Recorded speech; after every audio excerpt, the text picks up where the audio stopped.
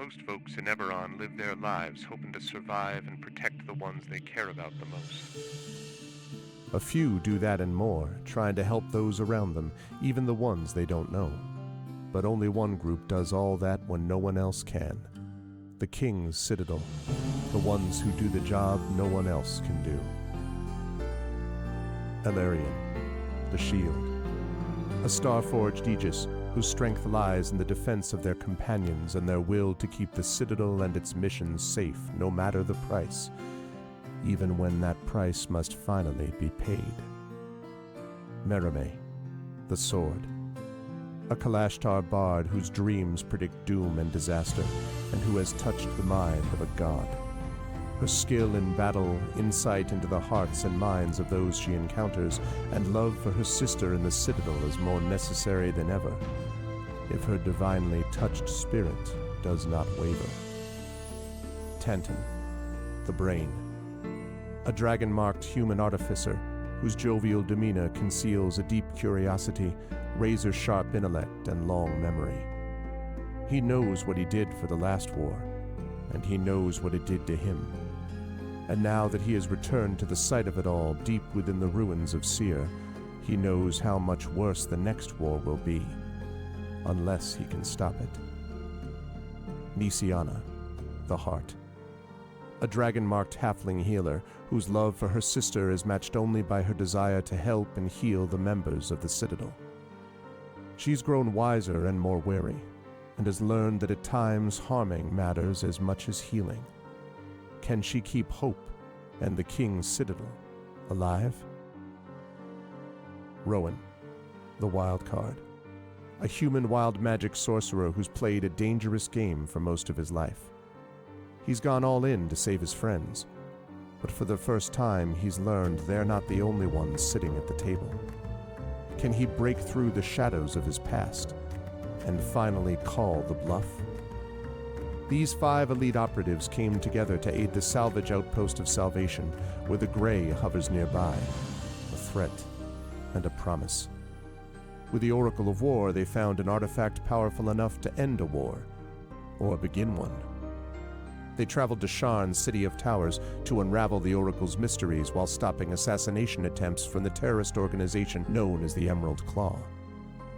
They traveled back to Salvation and into the Grey to repel a war-forged invasion and take the fight to the Lord of Blade's secret fortress Razorcrag. They paid a heavy price to rescue hostages from the fortress, and the Lord of Blades escaped into the Grey, seeking a way to create an army of Warforged powerful enough to crush the 5 nations of Corvair. But the Citadel had more immediate problems, the Emerald Claw, and a looming war. At the same time learning that the Lord of Blades seeks the Oracle of Bones to create his invincible army. Now the King's Citadel is in a race against time to unite the 5 nations and stop the Lord of Blades before he can turn his full might against all of Corvair. They've saved Salvation, navigated Sharn, prevented disaster at Razorcrag, stopped the war with Thrain, and thwarted the Emerald Claw. But can they finally unlock the Oracle of War's secrets and defeat the Lord of Blades? Only if they remember that in the end, all they have is each other and the King's Citadel. Long live the King. Welcome to Eberron. Welcome to Corvair. Welcome to the final season of the Oracle of War. Yes, indeed, the final season and closing in on the final portion of this epic campaign. It has been a great experience for me. I hope it has been a great experience for all of the viewers. And, of course, for the players. Welcome, everyone. Welcome, Arvanauts, to a Saturday night stream. Welcome to Day 83 of Dungeons & Dragons with Infinity and Beyond, Eberron, Oracle of War, Scales of War. This is Part 18 of the campaign. This is the second to last part of the campaign. Part 19 will conclude the campaign, and this one is going to be pretty epic, folks. If you like your D&D with a big old helping of mass combat, and if you're like, you know what I need me some Two Towers Helm's Deep battles. I need me some, like massive 5,000 person versus 5,000 person skirmishes and things like that. If that's what you're looking for in your D&D, well, you have come to the right place, because that is what we've got for you today as we move towards the final stages of this epic campaign. I'm very excited for it. I'm excited to get it started tonight. Before I do so, a couple of reminders about ways to support the channel. If you haven't done so, please follow the channel. Please check out our YouTube with !ArvTube. Thank you in advance for following me over there, for subscribing over there. It's free for you to do that, but it really helps us out. Discord is !ArvCord. You can hang out with us, with the Arvanauts in between streams. That is always hopping. Blue Sky is !ArvSky. You can hang out with us and do a little bit of that thing we like to call microblogging. Follower numbers are going up well there too, so please join us there. And of course, the website for this, arvanelleron.com. Financially, !Arv Shop. That is the merchandise area. !Arvtreon is the Patreon. Trying to get that up to triple digits. Ah, God, I just remembered. You know, the thing I'm having trouble with is there are these, like, we're supposed to be doing these, what do you call them? These promotions. And I keep forgetting to do them. Like, I have 4 or 5 of them left, and I keep forgetting to do them. This is me going. I don't know whether I'm allowed to do that. I ought to be able to. Let me see. I need to find out if I can do this, because I feel like it would be really useful if I could do that. Anyway, I will try to figure that out while we're dealing with this, because I do have some promotional stuff that's available still, and I would want to make sure that I don't lose out on that opportunity. Okay, I will think about that as I am doing this. Community, maybe. Analytics, maybe. Is it viewer rewards, maybe? Is it okay, I'll figure it out. Anyway, but I am very excited to be able to, let's see, your community can do this. That's January 23rd. Yeah. Okay. Sorry. I'm just looking at this, realizing I should have set this up beforehand. Anyway, I will do that in just a second. But let's see. I talked about the financial stuff with that. And again, subbing to the channel gets you those custom sub badges and emotes to use here, there, and everywhere across Twitch. Thank you to Hillness, who did that. I am very grateful to Hillness, who did this already. So please do that as well. And if you have not already done so, please consider supporting us on the publishing front as well. Icarus is my graphic novel from Athos Arts. Library is my Tales and Tomes from the Forbidden Library. That's my 5e adventure and sourcebook from Alligator Alley Entertainment, which is currently out of print from the publisher. You may be able to get a few copies from Amazon, but otherwise it is out of print. And so please check it out if you are interested. Please check it out in the PDF form. Check it out at your local game store, and get ready, because hopefully we will have a second printing of this coming soon. Very excited that this sold out. And finally, Greyshade. That's our Greyshade IP. Greyshade, Renegade, and Heretic, the Grey Assassin trilogy, available at that link. You can also get the audiobook of both Greyshade and Renegade, which is now available to you from our very own Trent Sparks. And then, of course, the Greyshade TTRPG is Greyshade tabletop role-playing game coming from Alligator Alley. That is going to be coming out very soon as well. And designed by our very own Rising Tides is going to be happening also. So now is the time to join us for something like this, which is very cool. So I am super excited about that. Let's see. I think I may have found what I needed. Yay, of course, like nested in like 65 other things. Let's see. So we've got, let's see. I can only change it while I'm not live. What? Okay. Let's see. How do I can only change this setting when I'm not live. Well, okay. So I know what I'm going to do. Because I really do want to get this running, and I wanted to start it tonight. So what we will do is I'll finish this up. I will stop the stream just long enough to start it, so nobody leave, nobody go anywhere. I'm going to keep recording on my end, so nothing is going to get lost.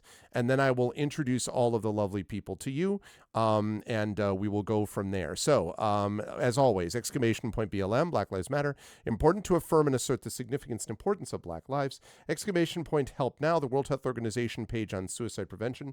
Important to reach out to others when you need help, and reach out to others when they need help as well. And Ukraine, UKRAINE, to help the people of Ukraine as they fight back against an illegal and illegitimate war with with bravery and courage, and send the message will do so for others in that situation in the future. Okay, now, Eberron going on tonight, Tuesday, we have the conclusion of Beowulf Age of Heroes with Tari Tunes, and then more Breath of Fire 4 over on GOG.com with episode 501 of Pen and Pixels. With all of that said, nobody leave. I'm going to stop streaming for just a second, just long enough to be able to start this promotion on my stream, but I'm going to keep recording. So nobody leave. I'll be right back in like 30 seconds or less. I'll be right back.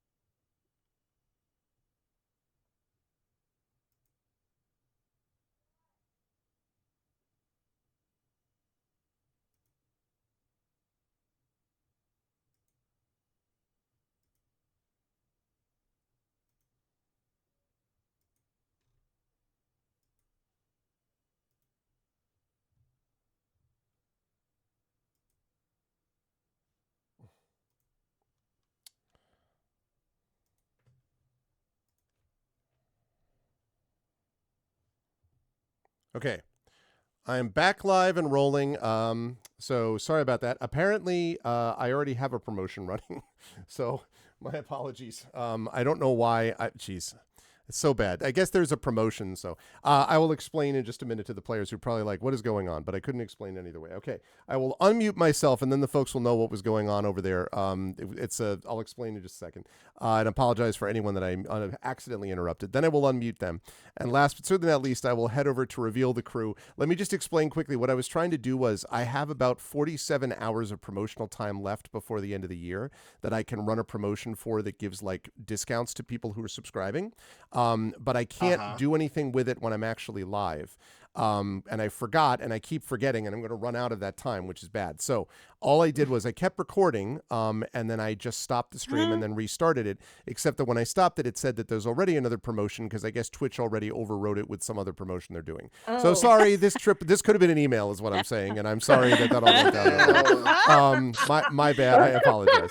I couldn't really explain it. I'm like, I'll just do it quickly. Anyway, we are here with the crew. They are ready to go, and I am going to begin with the gentleman on the bottom left. Except we're not live. We're not live on. Yeah, we are. I should refresh. Yeah, we are. Oh, yeah. Okay. We are indeed. Apologies. I thought, never mind. Mistakes were made. Okay, I am wrong. I am back into watching another ad. What the hell was that? Good. Okay. So, yes, there is a discount for everybody who's curious in chat, which is a bonus discount. You can get 35% off 5 sub gift packs. So if you're feeling like it's the holiday season, the time has come, would love to see all of that. Okay.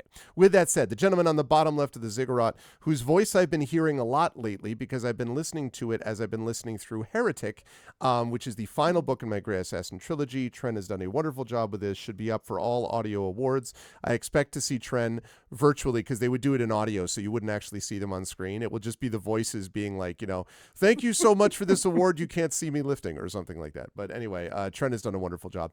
But otherwise, Tren, how is everything with you and your neck of the woods? And whom are you playing this evening? It's dark here. A little bit dark here. Dark? A little bit dark here. Yeah. You're in California. You have no woods. I was going to say there is no darkness. It's all. I didn't say it's wooded. I said it's dark. Okay. But he said his neck of the woods. So. Oh. Yes. Because I don't know what it's like in his neck of the woods right now. I've never been there. I've been near it. I've driven through Connecticut. I'm pretty sure that's how it's pronounced. Yes. Spot on. Yeah. How are things? It's raining here a little bit. I mean, nobody else could possibly relate in this group to any level of rain whatsoever. Not at all. Let's see.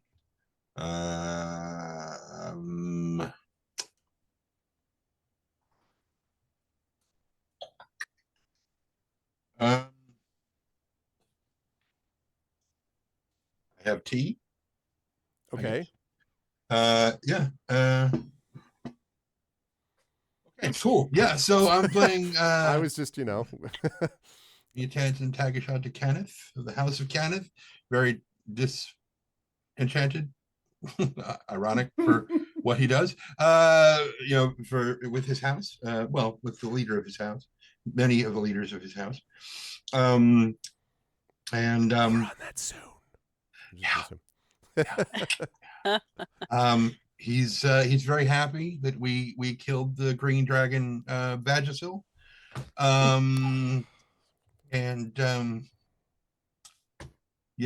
I will be rolling my hit points this evening.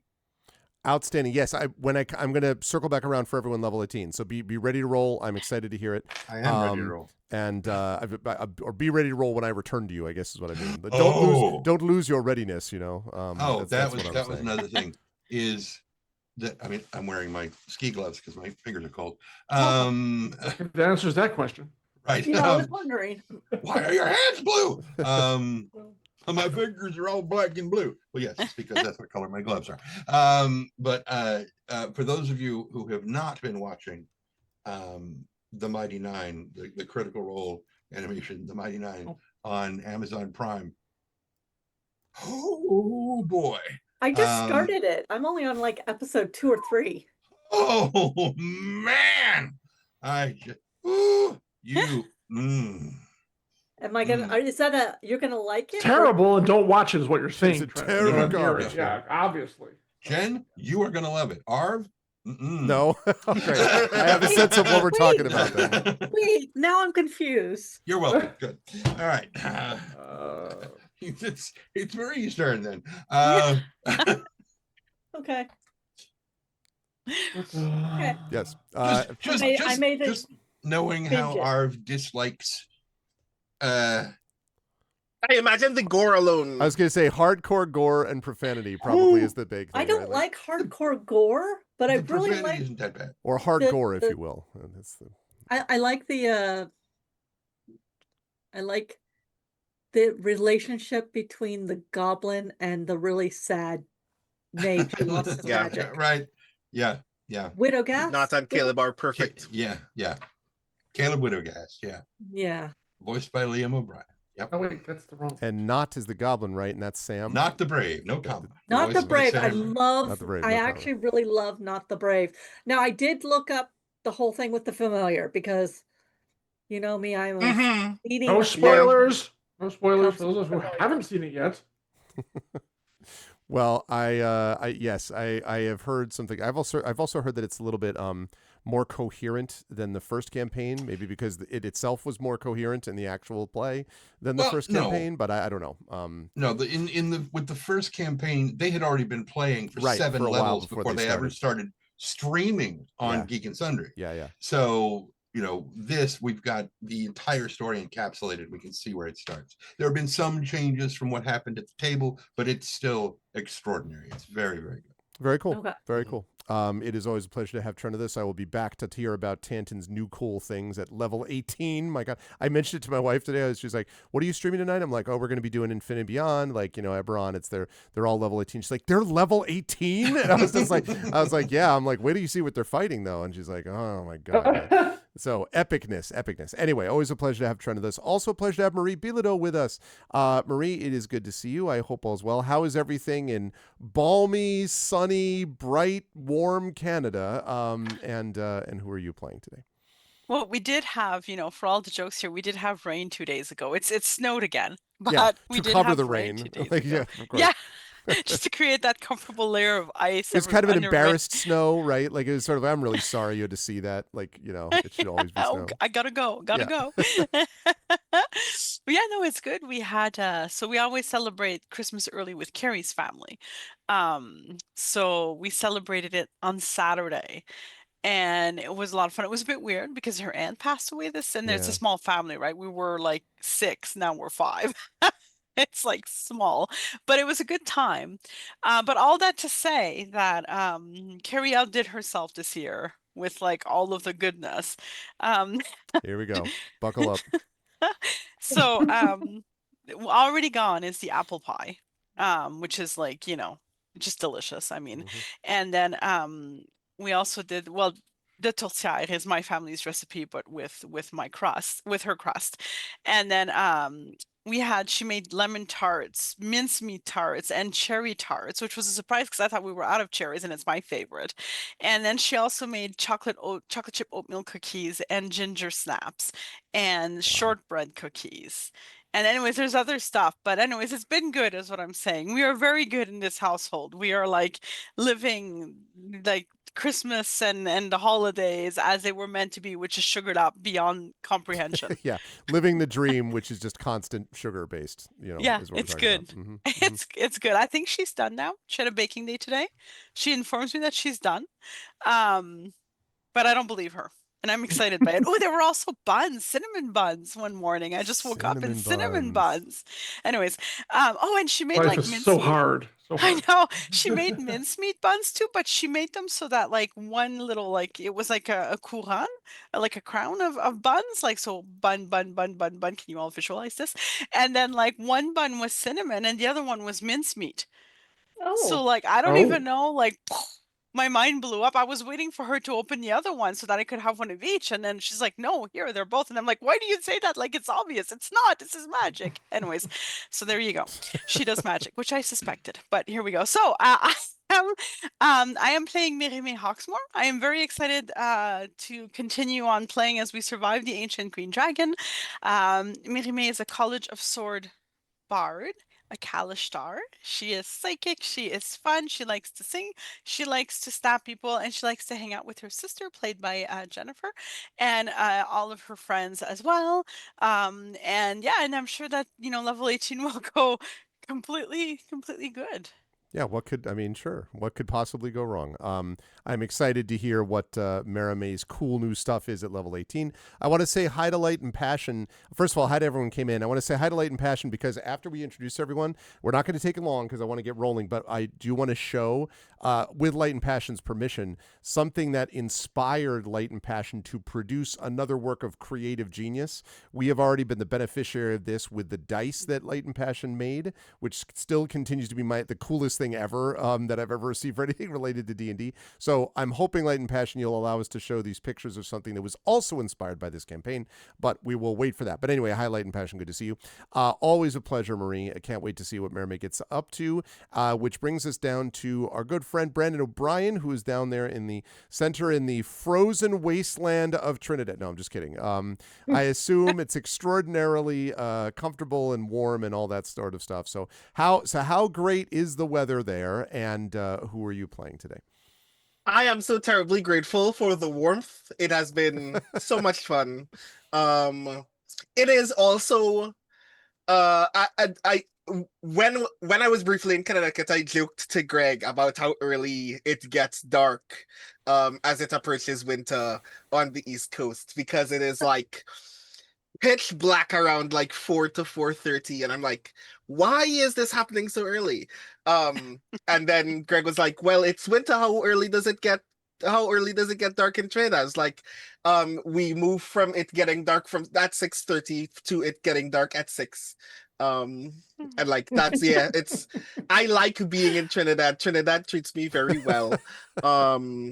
So yes, I am very glad to be back. It was very fun again to be in Connecticut very briefly for a couple of weeks. Brandon got to see us get our Christmas November. tree. Brandon was Yeah, there. We got our Christmas tree. I got to experience American Thanksgiving, which is weird and excessive. I got to see an entire neighborhood delight in seeing a tree lit up, which is a thing I don't think any individual community of people anywhere in Trinidad cares about that deeply.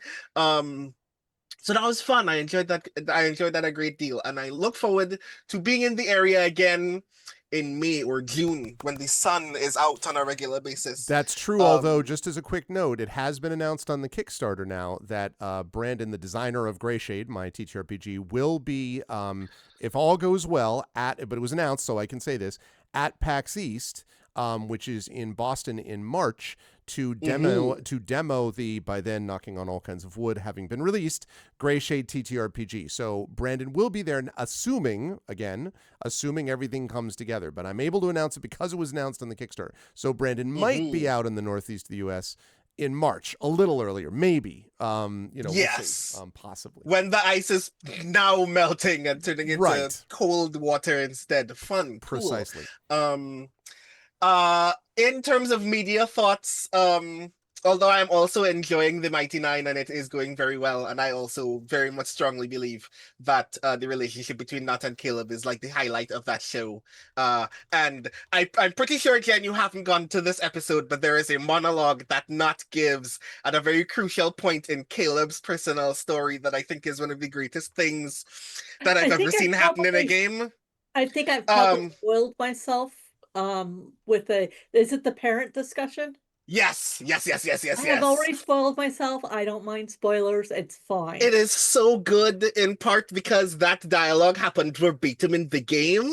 And I'm like, this is so juicy. And it makes me want to learn so much more about Nat as a result. And when we get to that point, which will probably be in season 2, that's going to be so much delightful as well. But the thing that I do want to talk about is earlier this week, I finally saw Wake Up Dead Man. I'm saving it. I'm so excited. Me too. right. I'm not saving. I am not going to spoil it. It is grand, but I am going to say, it is. While I still think that Knives Out is the most technically astute version of all of the Benoit Blanc movies, Wake Up Dead Man is the movie that I will first share with anyone who's never seen a Benoit Blanc movie. Okay. And I have never seen faith be portrayed so deeply and movingly in a movie ever in my life, to the point where I finished watching the movie, rewatched one of the scenes in the movie, and then cried. Oh, and that's a big deal. Yeah. Wow. I did read your Blue Sky, yes, your Blue Sky thing about it, and I'm like, oh yeah, I have Netflix again. I guess I should watch this. It is absolutely brilliant. And if anyone else has not seen it yet, I definitely recommend that you do that. I can't wait. But yes. Hi everybody, I'm Brandon O'Brien. I'm a poet, writer, and game designer from Trinidad and Tobago, and tonight I will be playing Rowan Shallow, a wild magic sorcerer whose wild magic is gun. And who is actually doing remarkably well from the last fight, is still kind of amazed by the fact that he didn't die once. So that's going to be fun. And now that we're level 18, I get to do a couple of cool things very minutely, but one very badass thing very intensely. And we will talk about that when we get to that point. Cannot wait to see it. Always a pleasure to have Brandon with us. And I can't wait to talk more about that. Moving on up the ziggurat to, of course, Jennifer Brozek. And yes, we talked very briefly in the green room about the fact that I did think, of course, about friends and family and so forth in the Pacific Northwest and specifically in the state of Washington. So I do want to ask, Jen, publicly, how are you doing? How is everything on your end in terms of like the incredible amount of rain, water, levees breaking, and all that kind of stuff? Like, how's everything with you? And then who are you playing?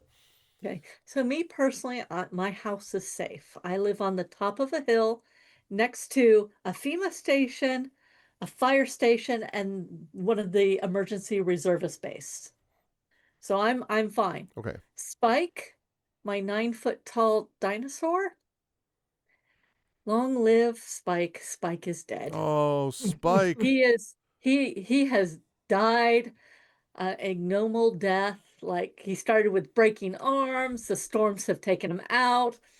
We've had not one but 2 levees break, a White River break and a Green River break. And actually today we had another possible Green River levee break in the Kent area. It has been really bad for us. Like, in the passes, we actually had a blizzard, like 112 miles an hour wind. So it has been difficult for a lot of us in the Pacific Northwest. I'm fine. In the grand scheme of things, as much as I'm going to miss Spike, it's a lawn ornament. But there are a lot of people who have lost literally everything. Yeah. So, give some good thoughts to the people of the Pacific Northwest. Sumas is underwater, concrete underwater, parts down by there are places where I can't drive because I know that I cannot go to Leavenworth. 50 miles of Highway 2, washed out, landslides, or the road has washed away. Yeah, yeah. So it's kind of rough. And um, the worst part about it is up until today, none of the rain was helping the snowpack. It was basically washing the snow away. We've actually finally started getting snow in the snowpack so that maybe we won't be in drought conditions in the spring. Yep, So which is extremely important in that area because yeah, folks know that my wife is from the Pacific Northwest, so I'm from Seattle. So I have been out there. I was just out there this a couple of months ago. So yeah, it's pretty rough yeah, out here right now. yeah. A lot of people who never expected to have to deal with flooding are having to deal with it. Yeah. Um, uh, I myself I'm doing fine. I just turned 55, so That's yay. right. Happy birthday. That's Happy right. birthday. Thank you. Spike is dead, but there might be something new on the horizon. Because once The return of Spike. Like when I put out the word that my poor Spike is on his last legs, my friends went into action. So we will see. The other thing I got, and I want to show you, is I now have wow. Dragon Prophecy dice. Ooh, Crap, that's badass. that's That's like Where did really you get cool. that? I got it from a Kickstarter. You can still Wow. buy them. I think Good they were originally gravy. called Dragonstone, but somebody then did a trademark. And I think it's called Jeez. Dragon Prophecy at this point. I've got a holder, but I wanted to show you this beautiful thing. So now when I have to roll dice, Yeah, do want Mhm. that is very cool. So Also, this is what you'll be rolling tonight? well, if I have to roll dice, I'll probably just still do the normal thing so Fair. that Yeah. you can see. that is pretty cool. That Well, that's reminds me really a cool. lot of the watch. Now the other thing was actually a pocket watch, but many of you will know in this chat if you're of a certain age the show Voyagers, not Star Trek Voyager, Voyagers, The Omni. the time traveling thing, the Omni, which I have to tell you, when I was a kid, the music theme, the was the most kick-ass, like, oh my god, this is so cool. Anyway, that reminds me a little bit of that, even though, as I say, that's more like a pocket watch than what you're showing us, but still very cool, very cool. And it does have a chain and everything. So those of you who don't know me, I'm playing Nisiana Di Tarasco, Halfling Healer from the House of Healing. I have gained another 5th level spell. I have 3 channel divinities, and I have now created myself a cheat sheet for healing because I don't have to roll for healing anymore. I just get max dice plus my life domain additions. So, like, every time I heal somebody, I get healed. I've been doing it wrong for certain things because I finally made myself a cheat sheet. I'm like, oh, I get 9 hit points for that instead of 5. So, and I will be rolling dice as per usual because I am one of those people, because of my life domain. I tend to heal myself as I heal other people, and I do focus on other people. Other than that, I'm going to actually take a vacation this year. It's been literally years, like a staycation. Like, I'm not going anywhere. I'm not signing any books. I'm not going to any conventions. I am taking like 10 days off where I'm muting all my work emails and muting all my work discords. I'm going to watch stupid movies, The Mighty Nine, do puzzles, play with my cats, go play Pokemon Go. I'm going to take a full-on vacation. Outstanding. But I gotta admit, I am one crispy critter. And I was up at 4:30 this morning because menopause, lovely thing. And I also played another game where we were doing a fight club, but we got to transform into ancient dragons to fight club. Nice. It was kind of fun, but it was kind of a slog. So I negotiated with the GM and I said, why don't we montage it? And I will roll 3 different D20s and we'll just D20 it off. I did happen to win the first 2 and then tied the 3rd. So I was a ancient green dragon.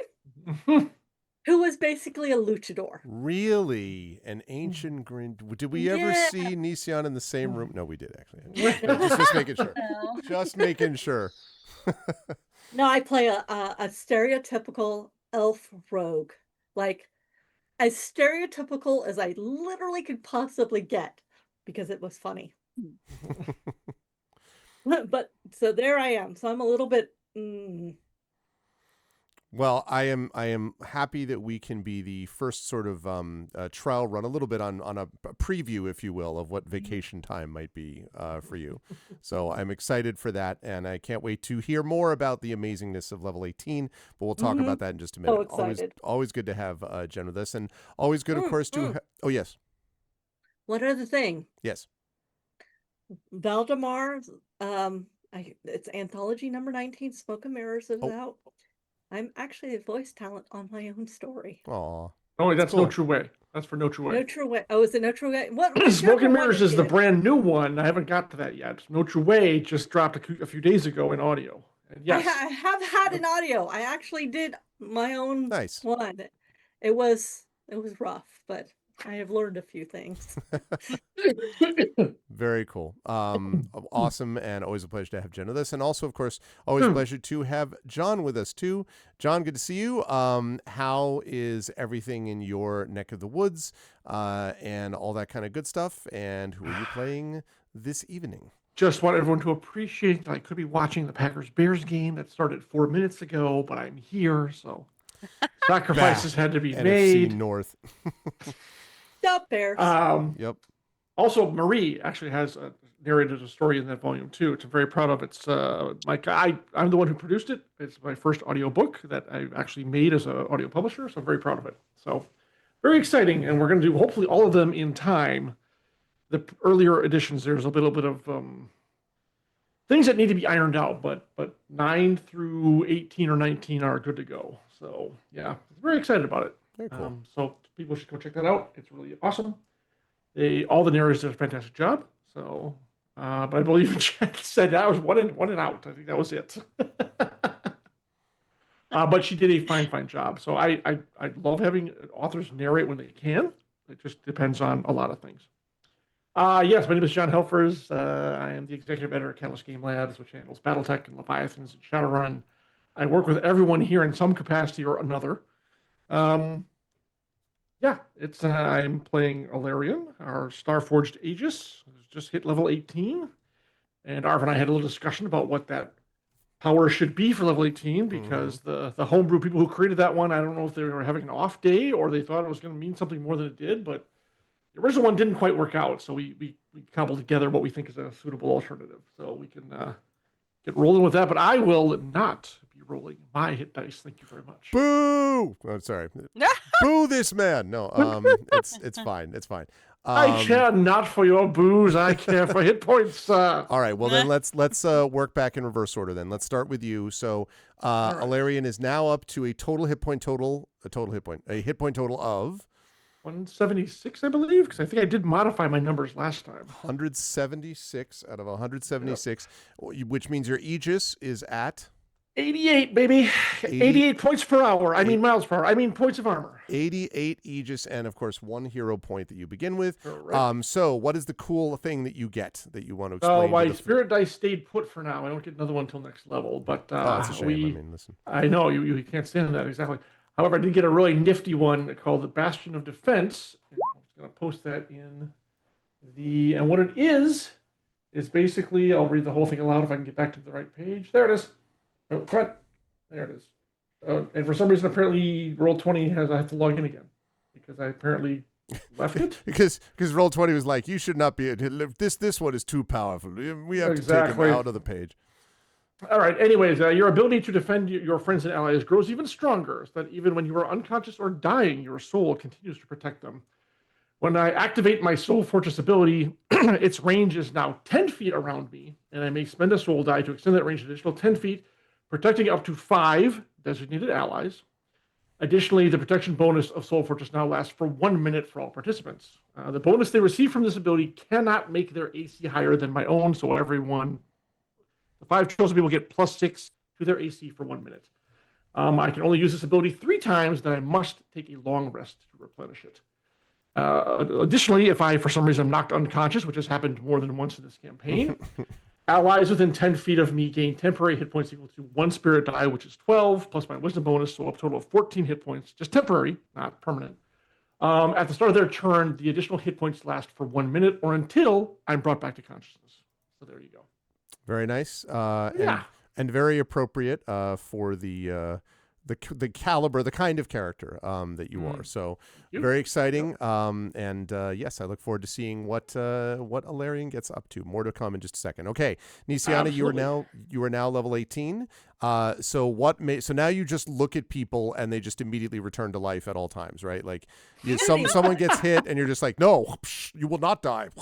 Like, right? Is that how it works? So all of my, as of 17, all of my healing dice are maxed, plus my +2 life domain. So I've created a cheat sheet that gives me, like, if I decide I'm going to do healing word at level 3, everybody in 60 feet, the 6 people within 60 feet automatically get 28 hit points back. Yeah. Or if I decide to do mass cure wounds at level 6, everybody gets 51 hit points back. It's one of those things. And I've put it into my my treasure list because that's where I could put it. So if for some reason you all have to Jaeger me, you all have access to my cheat sheet. Because I have actually been short shifting myself quite a lot because I've been pretty much just doing +5 to me when, like, I have up to +9 per healing. And I'm like, oh, okay, oops. But I finally put that together. And my channel divinity is at 3 now. And my wings are at 6. Well, my dragon wings and such like that. Okay. I rolled for my hit points, though. Outstanding. Light and Passion says she's now the bad wolf because we know how You Will Not Die worked out for Captain Jack Harkness.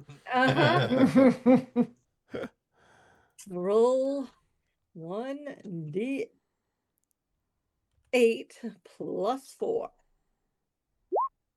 And that gives me 9 more hit points. So that puts me at 155. 155. And if you're hearing Mina, she has decided that since I was gone all day, it is time for me to play with her. So she is bringing me mice, and stuffed mice, and yelling at Just me like too. multiple. It's time for us to play. I've killed multiple creatures to drop at your For your amusement. For your amusement. And by yours, I mean mine. And, now that there's a cat, everybody drink some water. Outstanding. I look forward to doing exactly that. Or So other 155 out of 155, 1 hero point, max healing. Good stuff. It may be needed in just a few. It absolutely will be needed because we're all level 18. These are bad people we're dealing with. Yeah, and it's we're in the world-spanning category almost here. So yes, absolutely. Look forward to seeing Nisiana's new abilities put to use on the field. All right, Brandon. Rowan has now reached level 18, which means now your gun turns into a howitzer, I assume. So it's now you basically have the Samus gun, right? So you can get all the plasma rifle thing. What actually what happens to Rowan? He turns into Megatron. Yeah, exactly. Whatever, Prime. Yes. So my gun is now a railgun. No. So the I gun gain for one the sorcery Mandalorian, point. the one shot, like that. Sorry. So I gain 1 sorcery point, so my sorcery points are now 18. Okay. I gain 1 5th level spell slot, so now I have 3 5th level spell slots. Okay. Which all sounds not pretty remarkable, right? But then I get my wild magic feature spell bombardment. When you roll damage for a spell and roll the highest number possible on any of the dice, choose one of those dice, roll it again, and add that roll to the damage. You can use this feature only once per turn. Per turn. I like how they specified that. Like that was actually going to reduce cool God. grand. It's almost like So exploding look forward dice. to walls of fire that keep bursting. Yeah, exactly. Please tell me at some point you're just gonna have Rowan is just gonna be standing in the middle of the field, like with arms raised. It's just like, like just the Yeah, just like summoning flame from all directions. Yeah. But having tossed up a coin first, like flipping it in the air, and then just to keep the branding. Yes, but also I should actually roll. In keeping with Rowan's character, I may as well gamble. Triple digits hit points, everyone. Triple digits for Rowan. Oh my god! You I cannot finally not got get triple there. digits. Yep. I mean, watch me get negative one. You can't. Yes. It's +2, so I can't get one. You go down. So- 96. So Damn the it. worst that can happen tonight is that I get 101. So we'll see how this goes. 1d6 +2. Hey. So said, so done. So that's 102. 102. Oh. It's like triple digits, but for how long? Exactly. 102. 102. That's 3 numbers to work with. 3 numbers. Yeah. Oh, that's so funny. For those of you at home, he rolled a 1. He rolled a 1. What I love about that is the dice gods are like, yeah, fine, keep it up. You want fine. You want to mock what we're doing? Anyway, 102. Are we a joke to you? Yeah, which will be like your average disintegrate spell damage, just like.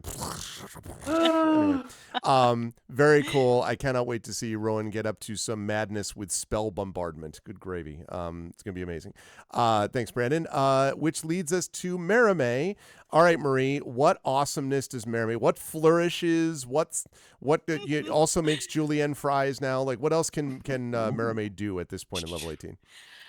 So I get an extra inspiration dice, Okay. of course, so Okay. which is always good. I get magical secrets, which means that I get to learn 2 spells from any class Right. whatsoever. So I have selected Blade of Disaster. Of course.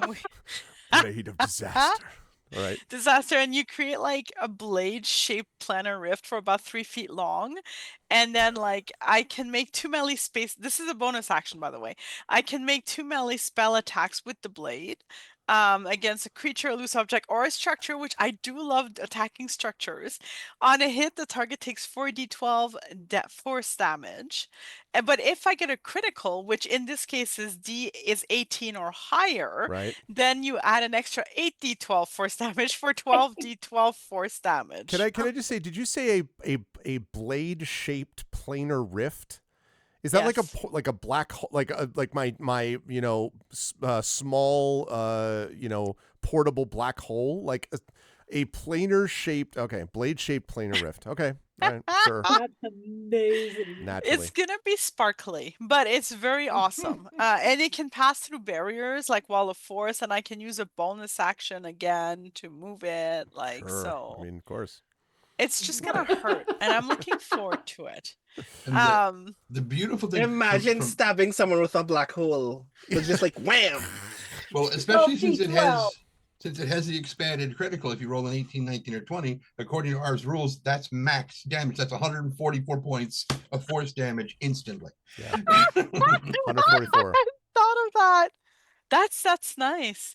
So imagine- what you're saying is we're supposed to guidance and flash of genius and Well, all the time, just Aha, aimed here it specifically for comes. mermaid. well, it says a number actually, on the yeah, go ahead. the go ahead, Marie. D20 is 18 or higher, so it does specify the D20 Yeah, has to. And technically, 18 or- also, it needs to be Yeah. said that since it also rolls an additional 12d12, I'm not sure. Like the original, like it has to be part of the original roll, not an additional on top of that. I have to think about that.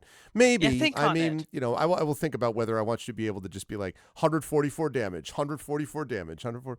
You do listen. want me to be able to. I mean, if I were watching from the crowd, but I gotta be As fair many opportunities as possible to give Marie advantage all the time. all the time. Save exactly. save up all of your inspirations, folks. We're gonna need all of them. Don't forget your second spell. What's the second spell? Yes.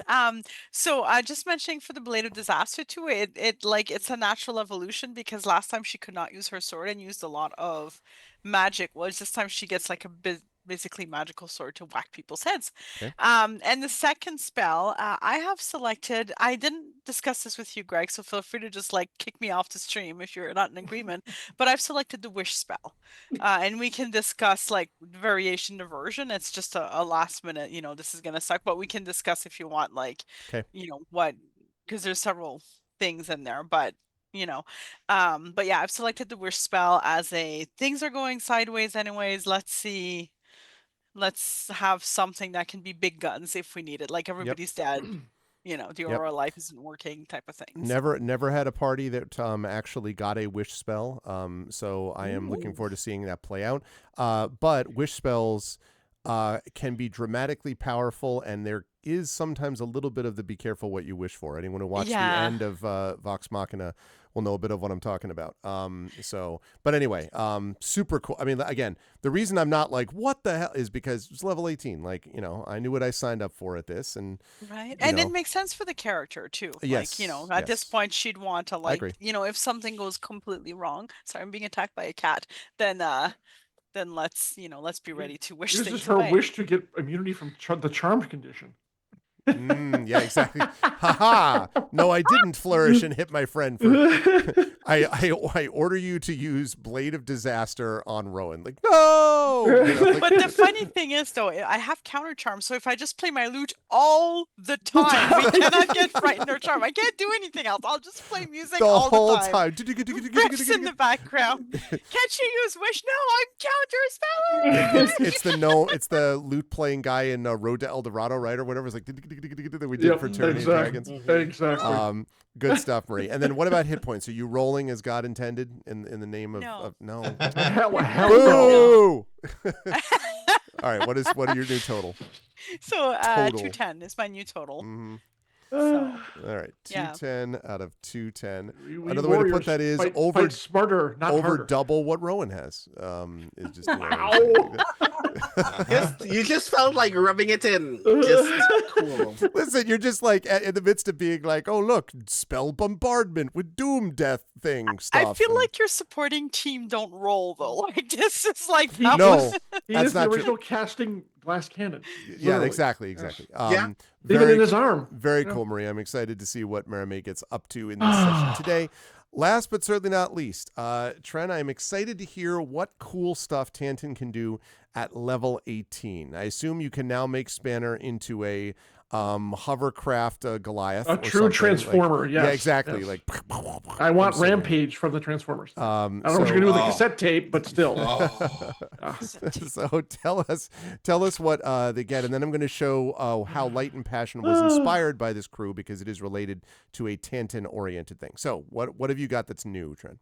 And not Rampage, Ravage. Ravage, sorry. Yeah. Right. Yeah.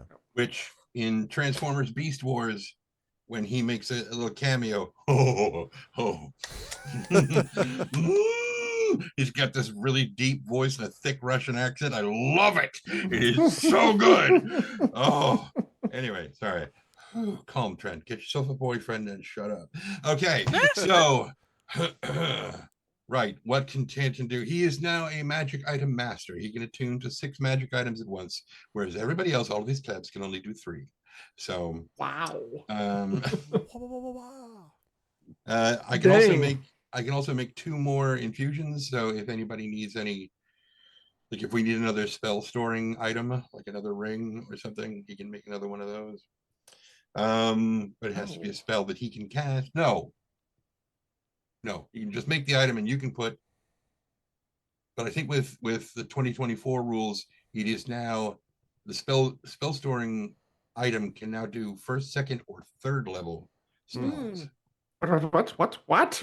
With the new Artificer for 2020, whatever, all the new stuff for Artificer. Yeah, I saw that, the Forge of Artificer that they just released, and I was like, man, it's a little late for our campaign, but yeah, it is. But I thought that was that part was kind of cool. Some of the rest of it, I'm like, yeah. Anyway, yeah, not a whole lot beyond that.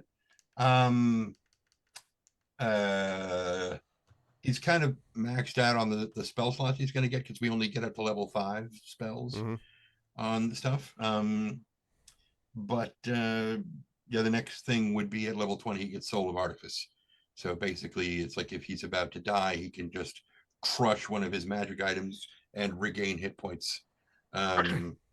Basically, just sacrifice one of his magic items to heal himself. Let's see, yeah, and I'll be rolling Outstanding. for my hit points. And let's see what we get. Where is it? Hit that. There we go. 7 points. Hey, 144. All right. 100 and 10 hero points. And 1 hero point. That's close. That's part of it. You missed the second number though, but that's okay. Yeah, sure. Okay, so I want to now I have a question because we'll probably start with this during this kind of downtime, or not downtime, but lead time, if you will. Is Spanner going to be reborn? And I'm asking for a particular reason relating to what I'm about to reveal. Well, he's a construct. He can't be born. Well, Spanner, whatever it is. I keep going Spanner 4.0. And like, no, it's not Spanner 4.0. Another Spanner. Which Spanner is this? Or like, is there going to be Spanner? There is going to be a Spanner. Okay. So then in that case, I'm going to reveal to you. Now, this chat is from Light and Passion, who sent along these pictures, and you can now see it on your screen. Inspired by Spanner. Now, it does not necessarily have to look exactly as Trent imagines it for what Spanner is, but I still think, regardless, that it looks super cool. So I'm putting that just in the center. Oh my God! Yeah. Just to sort of block that for just a moment, and I'll show a couple of different images of it. So that's Spanner, and then let me give you another Spanner. Let's see. Wait, that's 634, right? So we have this one. That's another picture of Spanner with the shadowing too. And then we've got this Spanner. Yeah, even closer. Look at that. Look at that, eh? I love it. And then we've got this Spanner, which is pretty cool. So those are all of the different Spanners that we have. And finally, of course, this Spanner. No, I'm just kidding.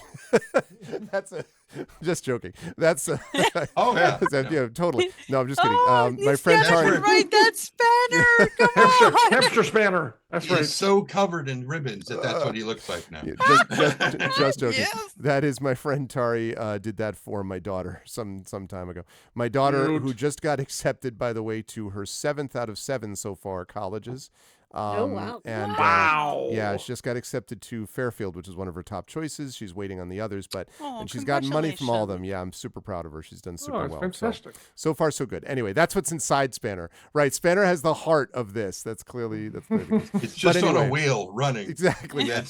But all jokes aside, all of the gears that you're hearing is just that one hamster running very quickly. All jokes aside, though, Light and Passion, seriously, both with the dice and with that, it's super cool. So I don't want to speak for everybody else, but just for me, I think it's very cool to see that campaign inspire that. So thank you for sending that along. What was the thing we were dealing with?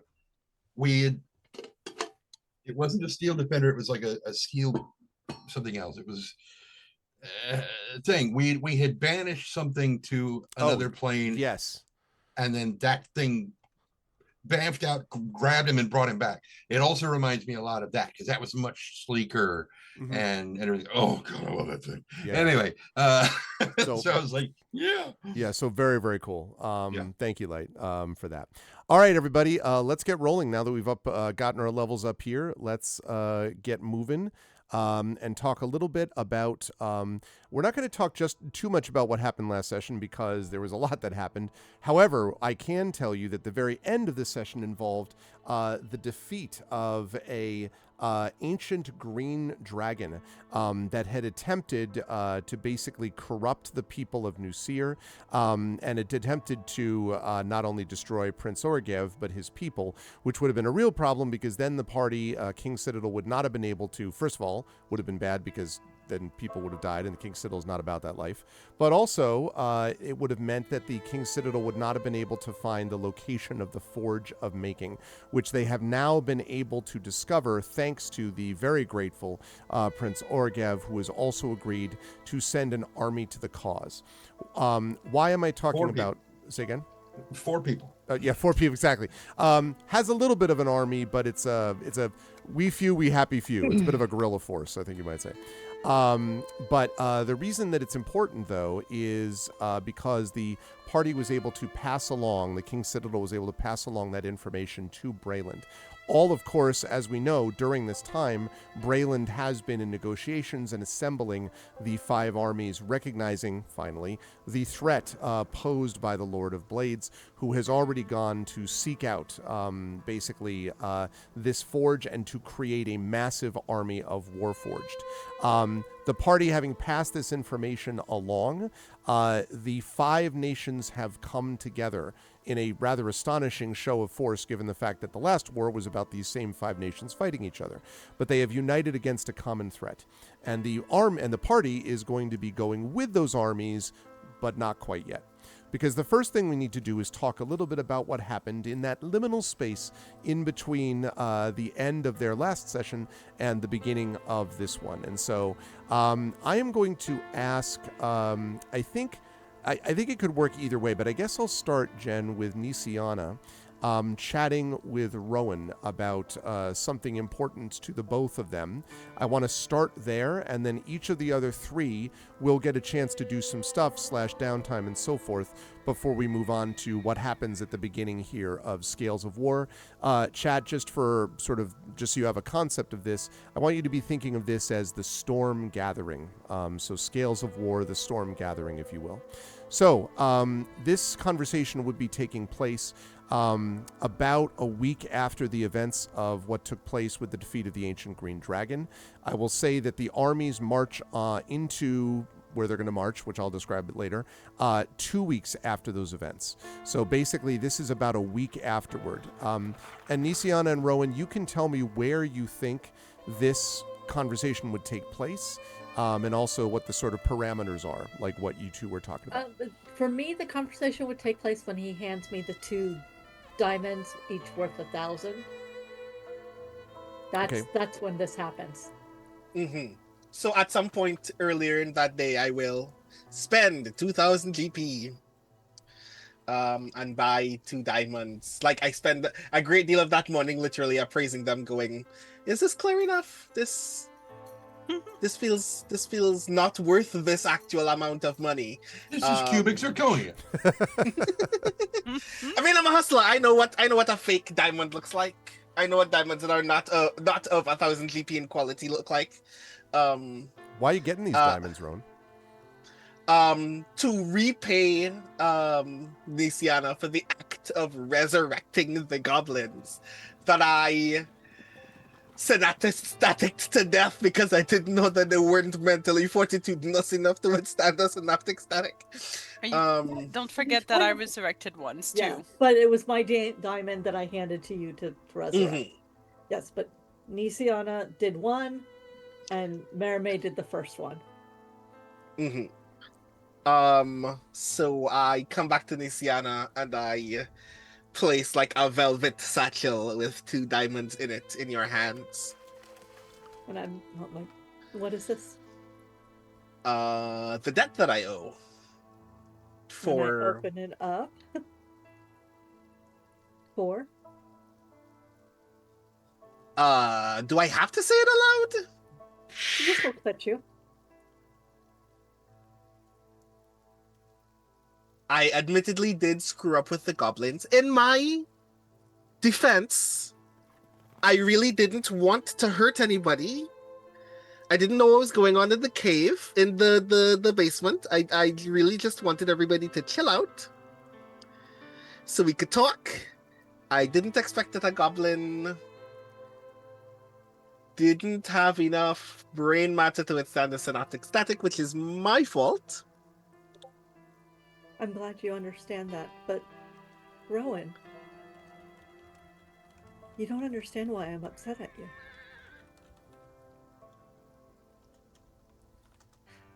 Perhaps I do not. Your first instinct was to lie to me. To not tell me the truth of what actually happened.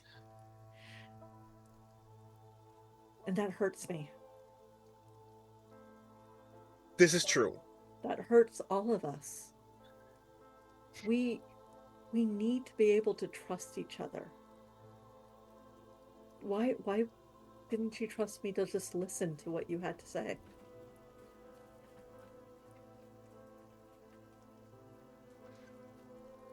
I am still getting used to this work.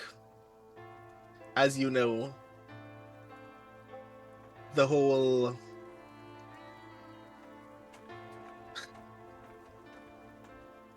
not leaping to potentially violent decisions in conditions of potential tension.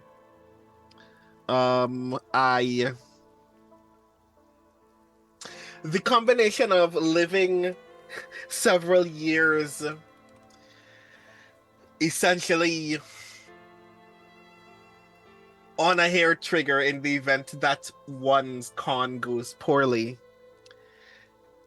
and the last more than a month now, more than 2 months now, of watching some of the worst absolute carnage take place in places that I've only ever been to steal people's money and go back to salvation, is admittedly taking a toll on me.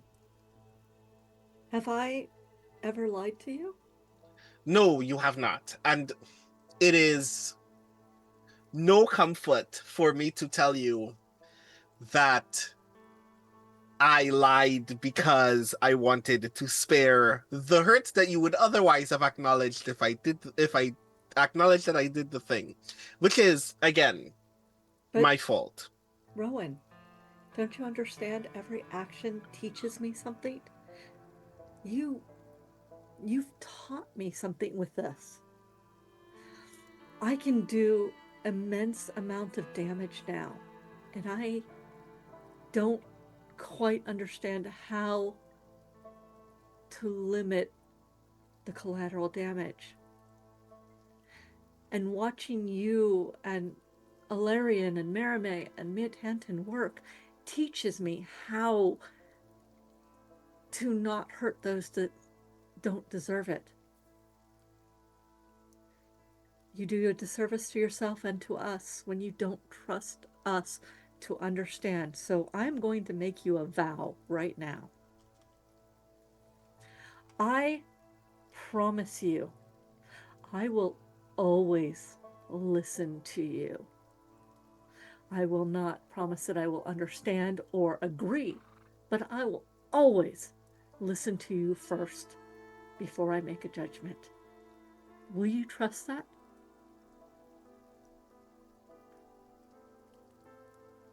I trust it enough to use that vow now, if you like. I promise this to you. I'm not taking this back. I will always listen. I will always answer. I will always do what I can. I am very much afraid of doing what you have done. But I understand accidents happen. And at this point, yes, they can be fixed. So is there something else you want to ask me or tell me? There is. I am, at the moment, deathly afraid that at some point very soon, I will not have the restraint that I had then. That I will have the power to do the same level of harm or worse. And I will choose it gladly. That frightens me. This is the first time that I've ever been on a team that has the goal of a greater good that is larger than whether my pockets will be thicker than they were the night before. Then we've got something good for you. But I've seen children face deathly danger. Yes. I've seen cities tear themselves apart. For a box full of gears and grief and darkness and evil that I can't even break. Often and children don't understand, but you understand what you're doing. And if you say, I must do this damage,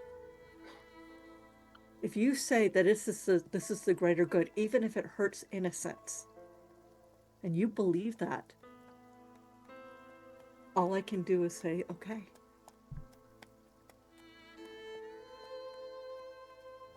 I want you to understand that You are our shadow. And we need you to be our shadow. Because, I mean, as much as I can do damage, I don't think like you.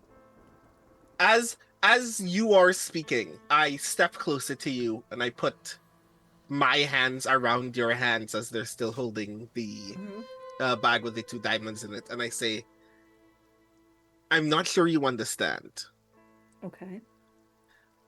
For the last several fights, you've noticed that I like blowing myself up. I don't care that much about my own body. I've gotten it back several times before, and that a lot of that is thanks to you, for which I am grateful. What I'm telling you now is, I am not sure right now if on the night that we meet the Lord of Blades, and I know that I can kill him with one strong blow, I wouldn't choose to take you or Merime or Ilarion or Tantin with him. And that's a decision I've never even made. When the room that I was when the room I was in was full of swindlers. And I don't know how I feel about that right now, and I'm afraid of not having that feeling tomorrow. Are you saying you wouldn't kill the Lord of Blades, or are you saying you would kill him and yourself, but not us? I'm saying today I would kill myself with him. I'm saying tomorrow I'm afraid that I'd kill you. We face death every day. That is our lot as the King's Citadel. You must understand that we understand that. And if we die, someone will take our place. Rowan, we are the right people at the right time, doing the right thing for the right reasons. As long as you are not indiscriminately killing innocents. As long as you have not. Aren't you also an innocent? Like, I have never been an innocent. How can I do the necromantic magic that I do without understanding how life and death works? I am not innocent. I am just as black in my soul as you are. I just treat it differently. I choose life because I can, but I know how to choose death. And I will choose it when I need to. Rowan, you know this. And I squeeze your hands. I won't tell Merime this, but I will sacrifice my own life to save her. She is the most important thing in my life. Beyond Eberron. I mean, Eberron is the thing that we are working for. You understand that.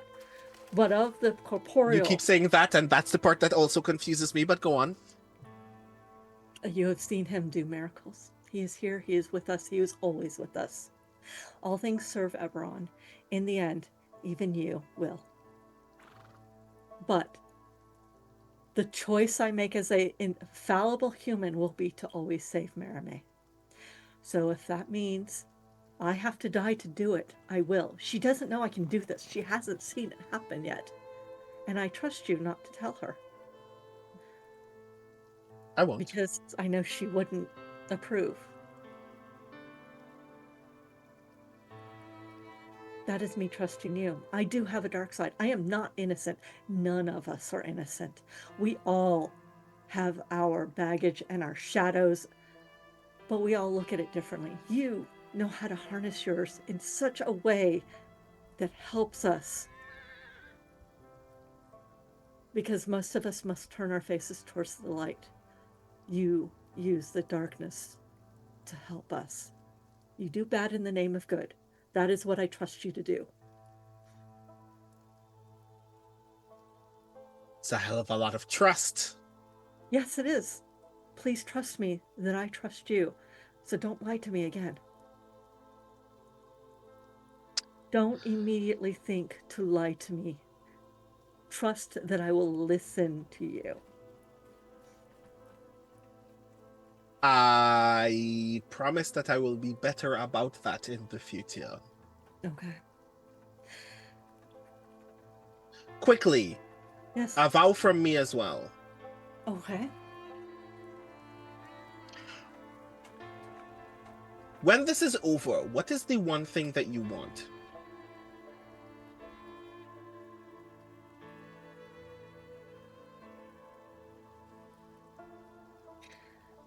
And don't say it to live happily with No, I Merime don't. I just. Hawksmoor, because the end goal should possibly be that. I would rather none of us die. But other than that, what is there a thing that you want want? to not be at war. I want to be able to go shopping for ribbons with my sister. I want to annoy Mia Tantan by decorating Spanner with as many ribbons as I can possibly festoon upon him. I want to make Alarian a few ties with bows and make him wear them too. I want joy. I want to stop being afraid. That's what I want. God damn it, you want a lot. That's very big. Jeez. You asked, and I trust you. That is my answer. I want to stop being afraid. Cool. Well, I started that line of questioning with the end goal of making a vow, so I guess I'm making it anyway. Okay. You don't have to. You can step back. You Nope. haven't actually made the vow. Nope. I am honor bound to end the train of thought that I've already begun, Honor which among means thieves. that at some point, indeed, at some point, I guess I need to make sure that I can give you that. That I no longer live in fear. Yeah. You have a heavy burden, my friend. It would seem so. You've given me a lot of work. Well, if you're willing to take it on, I gift it to you.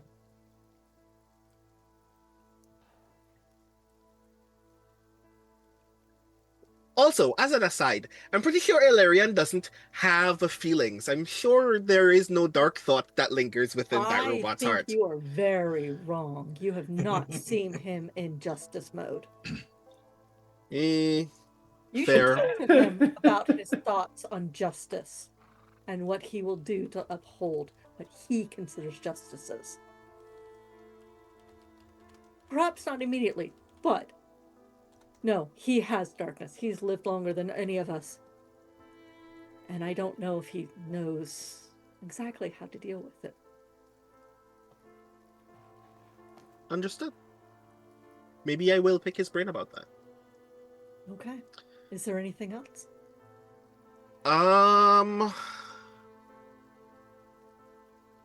Not immediately actionable, given the vow, but thank you for trusting that I can be trusted. She reaches up and touches your cheek, and she's like, Eberron, bless you. Oh my god.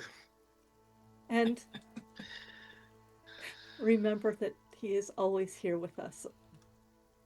I believe in you, and so does he. Your belief matters more. And I walk away. And as I am walking away, I will head back to the shop where I... No, oh my god. I go back to the shop where I bought the diamonds. Mm-hmm. I walk in like the alleyway beside it, where like as far back into that alleyway where no one can see me. And then I use minor illusion, just under the vague assumption that dozens of very untoward people at any one point in time are actually spying on us on a regular basis. I use minor illusion to cast an image on the wall of House Fjarlan's coat of arms, and then walk away back into the street. Nice. The consequences will be okay. Very nice. I like it. Okay. While this conversation is taking place, I want. First of all, I should ask before I get to this, Marime, is there someone in particular within the party? Because I have someone that's going to want to talk to you, but is there someone in the party that you are like a particular thing that you want to accomplish during this period of time? In the 2 weeks-ish between the events of last session and the marching into the Gray with the armies. I don't know that Marimé would be seeking a particular discussion with anyone. I think she'd be trying to see if her dreams reveal anything. And I think she'd be like, hanging out with her sister and keeping an eye on Tantan and just to see how he's faring with everything, and just looking at Ilarion hovering about and seeing what Rowan's getting up to. But I think she's more introspective with everything that's happening and coming into it. So I don't know that she would necessarily seek anyone out. She feels like everyone is doing what they need to get ready for whatever is coming up next. So she would be having some fun as well, but she'd be pretty chill about it and trying to see if the dreams reveal anything. Okay. So I want to set up one sort of little aspect of that then, which is to say that the dreams that you've been having over the last week or two have been, I guess the way to describe this would be truncated. If you could imagine the Kalashtar dream as often being almost three-dimensional in nature, like everything feels extraordinarily immersive, this feels now as if you are almost watching a dream through glass, as if it is somehow distant from you in a way that has not been the case before. Now, partially this may be because of proximity to the Gray, but you've been, in proximity to the Gray before and did not have this sort of effect. But it's lasted probably since the events of what happened at Nusir. And the dreams have been difficult. So you've had, moments and visions, but they're all somewhat distant from you. I think might be the way to describe this. And I'm putting that out there because you can react how you wish to with that. But I want to take us to a bar that is in Salvation. Yes. And you are sitting at the bar next to one Hilar Brasal, who has been sitting with you for a while, as probably somewhat quietly, I would imagine, at least for part of it, because Hilar asked you to come here. And, Hilar is paying for all the drinks and everything. He better be. Yeah. The tavern, I should say, I almost said taverna. Suddenly you're in Athens. The tavern here has done quite well for itself since your overall time in Salvation, partly because it now has been servicing this kind of steady stream of military and all this other stuff. And everybody knows that if you want a bar to consistently perform, helpful to get a good military presence on a regular basis that's not, all about the base. And so you were inside this bar one evening sitting there, and Hilar has called you here, and you still don't know why.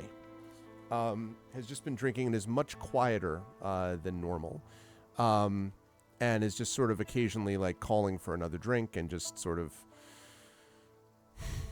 and has just been mostly silent. What do you want to do?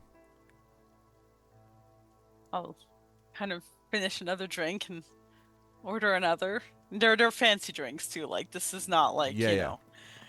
And then I'll kind of look at him and say, okay, I'm all for like drinking on, your coin here, but knowing you've got something you want to talk about. Do you want to talk about it now, or do you want to wait until I pester you later?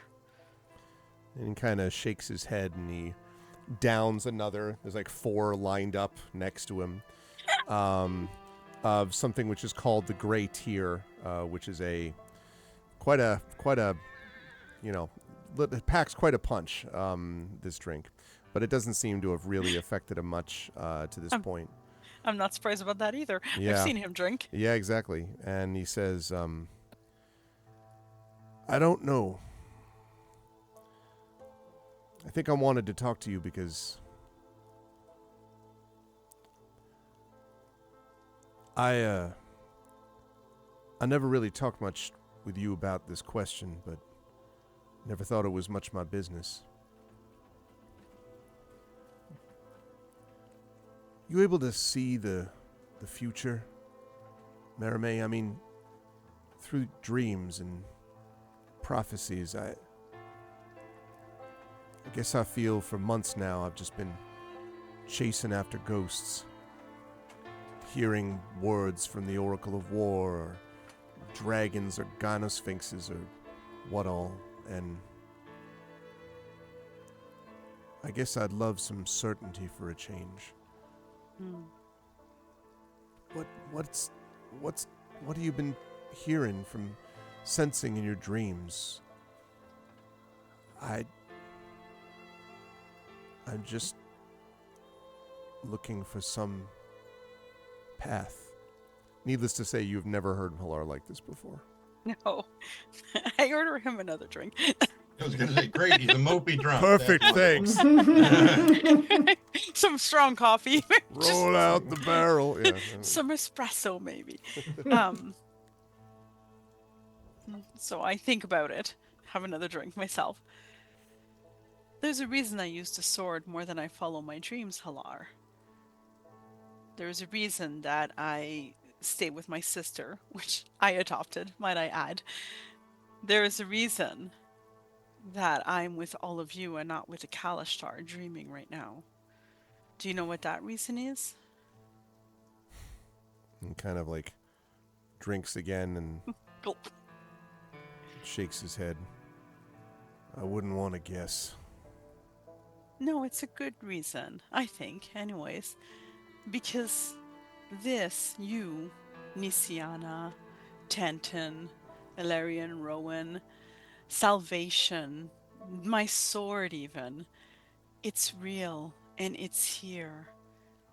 And what the dreams have revealed to me is that we don't know what the future will bring, and we will drive ourselves insane trying to figure it out, because it's an ever-shifting plane, worse than the gray, less trustworthy than it even. And if anybody can interpret it to the degree that we can actually forge a path from the moment here where you and I are sitting in this tavern in Salvation, you drinking those awful drinks, some coffee please, then that person who can forge that path to a future that is certain, I think they're lying.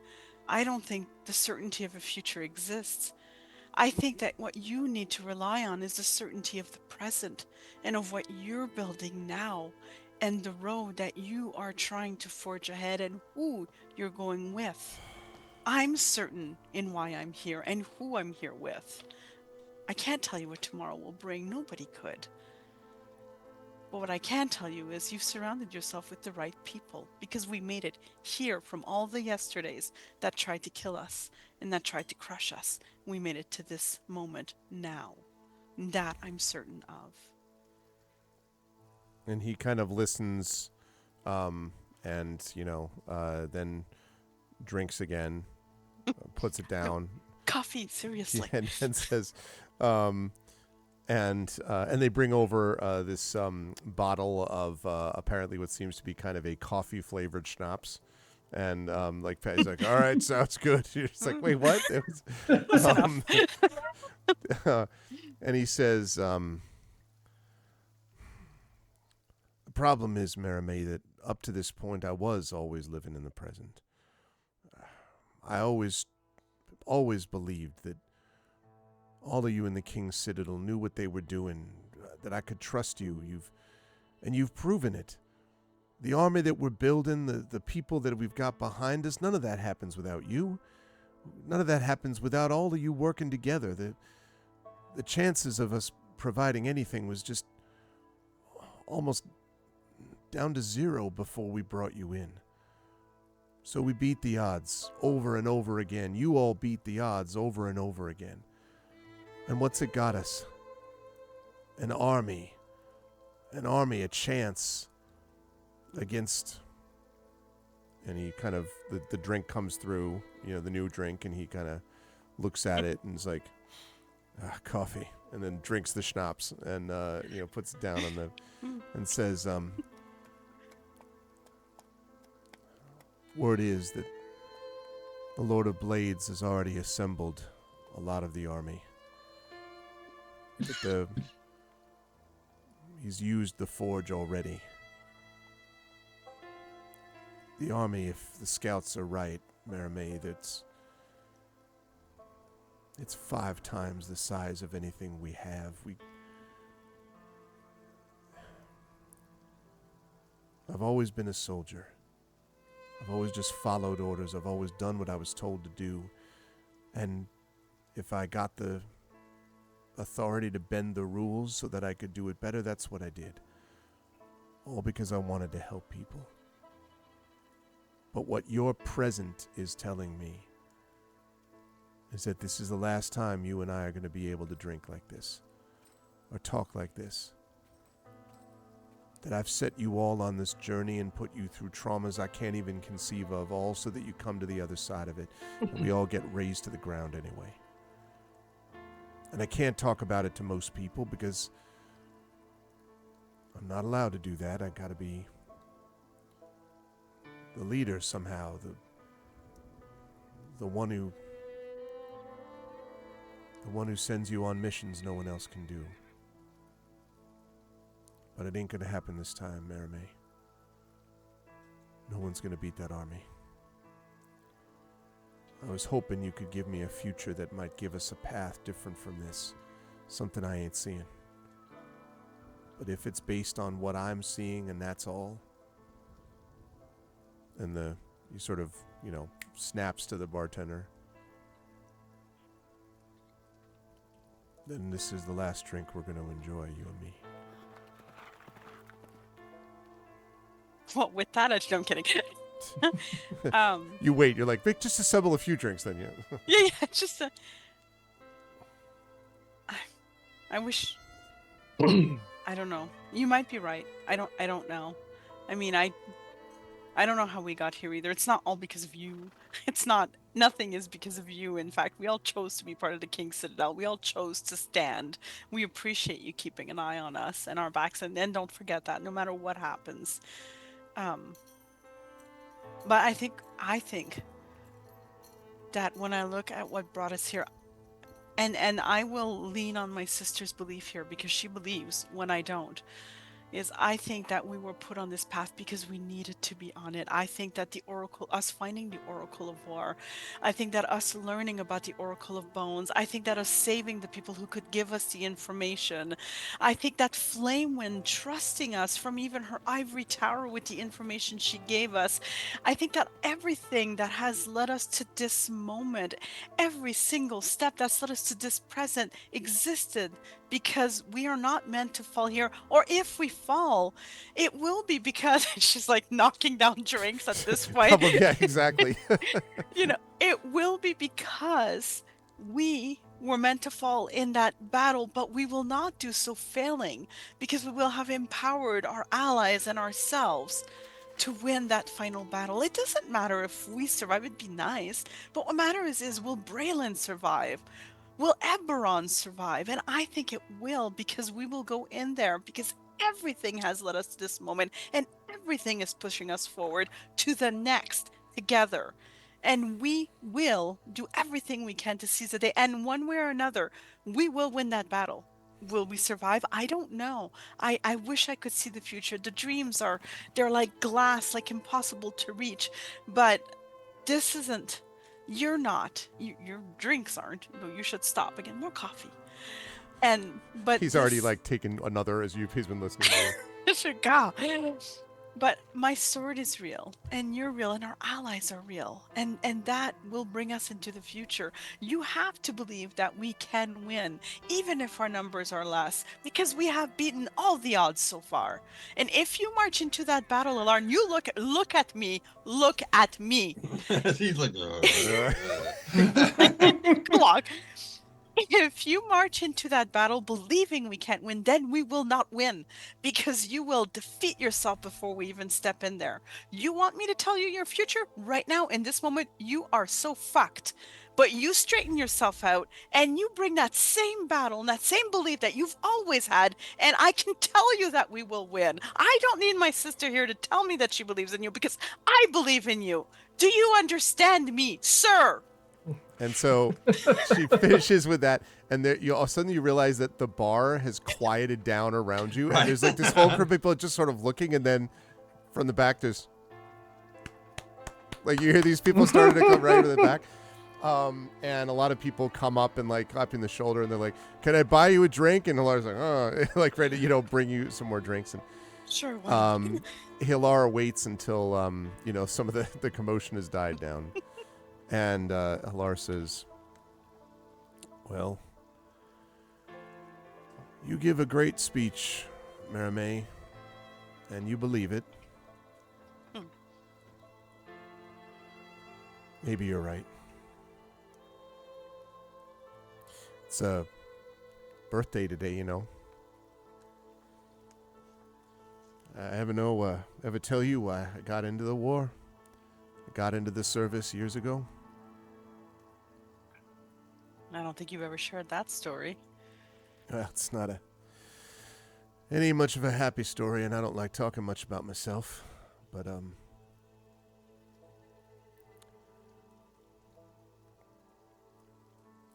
had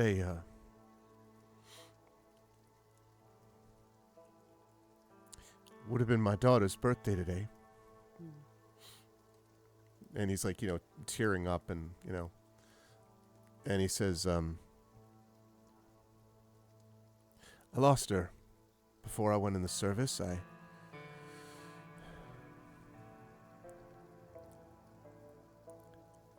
was away. I'd been doing some work out on the territories. I used to be a mercenary in those days. I tried to serve the right people, but they kept me away too much, and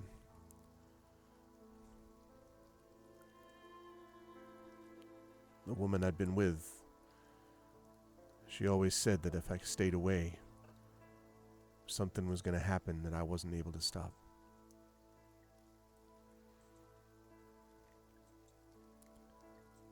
I found her. She'd been taken by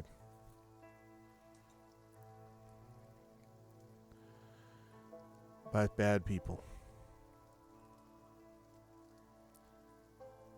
I guess the guards had gone after him because I wasn't there. They thought it was going to be a ransom. They knew I had money, but I wasn't there to pay it. The guards went after her, and things went sideways.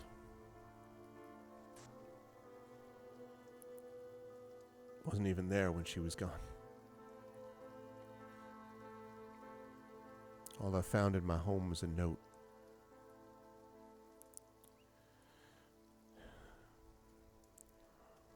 From the woman I loved saying, "I told you so."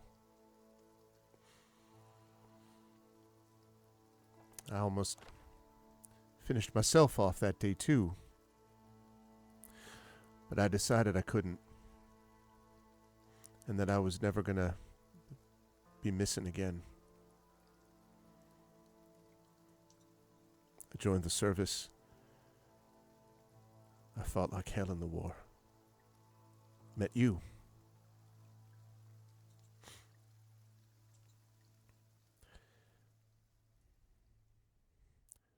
I always thought that I'd finally found a way to be able to not go missing.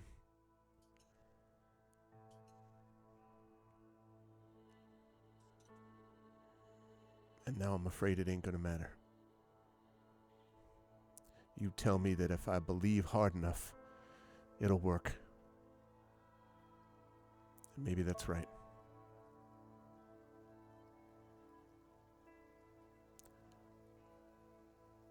But I'm it's so hard to hold sorry. on to my belief now, Maramé. And I'm so sorry. I don't even know why the hell I'm telling you this. Because you've had about 20 drinks. And he You're looks about over, to- he's like, I thought it was more like 19. You're about to tell me your social security number and your credit card number. So, He Whoa. puts it down and he says, I just want to know that I'll be there when I need to be. I guess that's all. What was her name? Your daughter's name? Revelia. Belia, that's a beautiful name. She was Hellar. 5. She was 5. She was 5. He just sort of stares at the counter. Hellar, I don't know what the future will bring, but I know the past is for all of us, I think, and for you. Thank you for telling me. But the past itself is such a dark land with good moments and bads. And I think the future offers us the same. Some good, some bad. And I'm glad that our roads met. All because of a dream, you know. That's how I ended up in the town where we met. I didn't think the town was going to be destroyed and that you'd save my ass, which I appreciate. But your road and my road met at one point and we stayed together. And yes, at some point those roads will break apart again. And you're right, probably because one of us will die. But that doesn't mean it's tomorrow. That doesn't mean this is our last drink. When you do, though, or when I do, whichever one of us lives the longest, I hope that one of us will live longer and maybe come back to this tavern or another one and then hold the drink. And I'll think of you with Revelia and how you've reunited.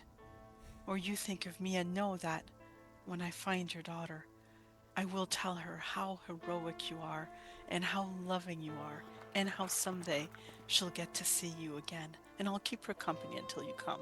I promise you that. But until then, we're here and we're together. And I'm not your daughter, Hellar, but I need you.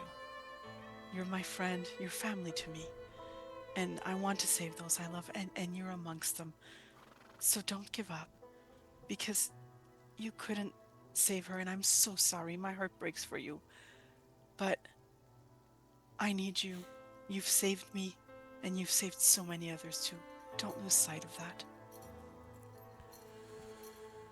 And he kind of, sighs deeply, and then he's like, well, I suppose if you put it like that, I ain't got no choice. That and the fact that I don't entirely know that I'm gonna be able to get back to my room, because I'm gonna... And he just sort of falls forward, and several mugs rattle off and sort of crash onto the ground. And the bartender says, he had a running tab. Don't worry about it.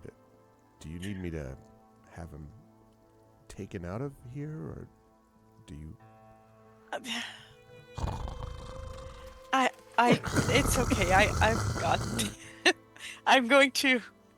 No, he's sleeping. I can't dimension door him out of there. Just he'll wake up eventually, and I'll just kind of sit there and slowly drink and wait for him to wake up enough, or I'm going to have to call Tenton and his or Hilarion to carry him, or Tensor's disc for Tenton, or someone's going to be able to get him home if he doesn't wake up. The bartender says, do you mind very much if you've got about 25 mugs. Can I recycle a cup? I need some other people need the mugs. Can I? No, please take them. Not that one. Not that one. Oh, sorry. Good stuff. While that is going on, Hilarion, what have you got at the moment that you are doing or wanting to do? Again, I have things, but I want to see what you want to do. I need to stop off and see Mia Tanton. That will be tremendous, since I also had something for Tanton, but even better. How about that happens right now? That's fine. Where does it happen? Okay, so where are we now? We're still in the city. We're still in the tent city, the refugee city, right? No. Let me. You could be. This happens in that 2-week span, so you could do this either in Salvation, which is where I just had the little scene with Maramé and Halar. Oh, sorry. Nisiana and Rowan could theoretically have done it either in Salvation or in New Seer. So same. It depends on where you intend to want to do this. Salvation's fine to me. It's all good. So, do we know this thing about the armies yet, or do we need to be informed about it? You know that the armies are assembling and that you are going to be asked to basically be there at a big strategy session as they go into the Grey. You know that you're supposed to march with them. But in terms of like the specifics, you don't know, except that you have heard that it is and just from the gathering of people around, it's a colossal undertaking, like the most impressive military gathering you've ever seen type of thing. Yeah. That's just the last war. Ha ha ha. Yeah. Anyways. Then actually, for Salvation, I do have a couple things I need to have done. So, but first, Mia Tanton, this will be relatively short. Valerian goes to find wherever he is. I'm assuming tinkering around in his room, most likely. Mm-hmm. It's not hard to find. Not really. And we arranged to make sure he has food and like feeds himself every so often. And if the tray's outside the door, come in like, And then so we've been having a conversation while these all great conversations were going on. And Mia Tanton now has the ability to create magic items with his infusions. I mean, we've done this before. I've had the Ring of Invisibility. I've had the Bracelet of Cure Light, which has been very handy. I now I'm going to ask him to make me an Amulet of Health.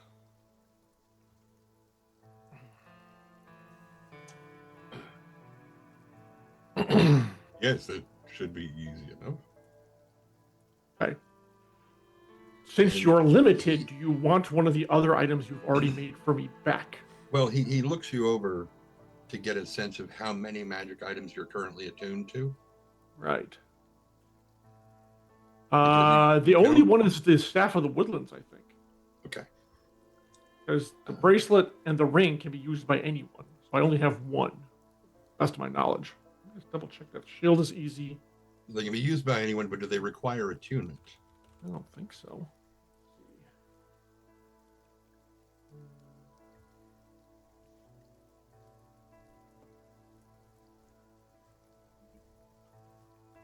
The attunement that you can do, like it's going out of style, Tanton, like 6 at a time. That's for me only. No, I know. Everybody else can still only have 3. No, I know. It's like, yeah. Yeah, the invisibility ring does require that. Okay, that's 2. What if the bracelet does too? Probably not. It's just a cure wounds thing. I don't even know if it's a thing. Oh, here it is. Nope. Is it a bracer? And that spell storing item is not an infusion, so you wouldn't have to drop that. That's just something he makes because he's an artificer. I'm sorry, the which one? Oh, you said the spell storing. The spell storing, the bracelet. So you don't have to drop that. All right, cool. Well, then I only have 2. So, let me mark down that the ring requires attunement. That's something I did not keep in mind. So, kind of looking for a minute, how long? And he kind of, because as soon as you came to his quarter, he stepped out and closed the door behind him. So we're standing in front of the thing, and he kind of, and sort of opens the door and looks back inside. And tomorrow morning. Excellent. I will see you then. Thank you. And he just turns and goes back in and closes the door and locks it. So tell me what else you're going to do, Alarian, because then the last of these vignettes that we're doing, I want to make for Tanton. Yep. Someone, which I'll talk about in a minute. I head to the church next, which I haven't been to in a while. Yes. So Mother Johanna is, the church, by the way, has been rebuilt and is in quite good condition with what looks like new pews and new kind of construction for the most part that's there. Salvation also, it's been a nice little stretch of a couple of months that Salvation has not been under attack by somebody, so that's a nice change. For a change, the Or a front was bard. not right there. Yeah, exactly. Precisely. No one shattered a wall lately around there. But so when you come in, Mother Johanna is sort of looking at and is talking to a worker who is sort of framing the last bit of this stained glass, which portrays a silver fountain, and is kind of like, well, then perhaps this, and then I don't know whether you come up and as always, I know I wait until the back until she's done with her meeting. And when she turns around, and she says, please, says to the worker, please excuse me, and comes over. Also, side note, by the way, I saw that Drew's comment to Proxima, this guy is like, I became an adventurer because I took an arrow to the daughter. Wow. I just, here you are, guy spilling his heart out, to his friend in a bar. And you all have to make a lame Skyrim joke that's extremely funny. There's just no reason for that. Okay, too soon. That's terrible but hilarious. Terrible but hilarious.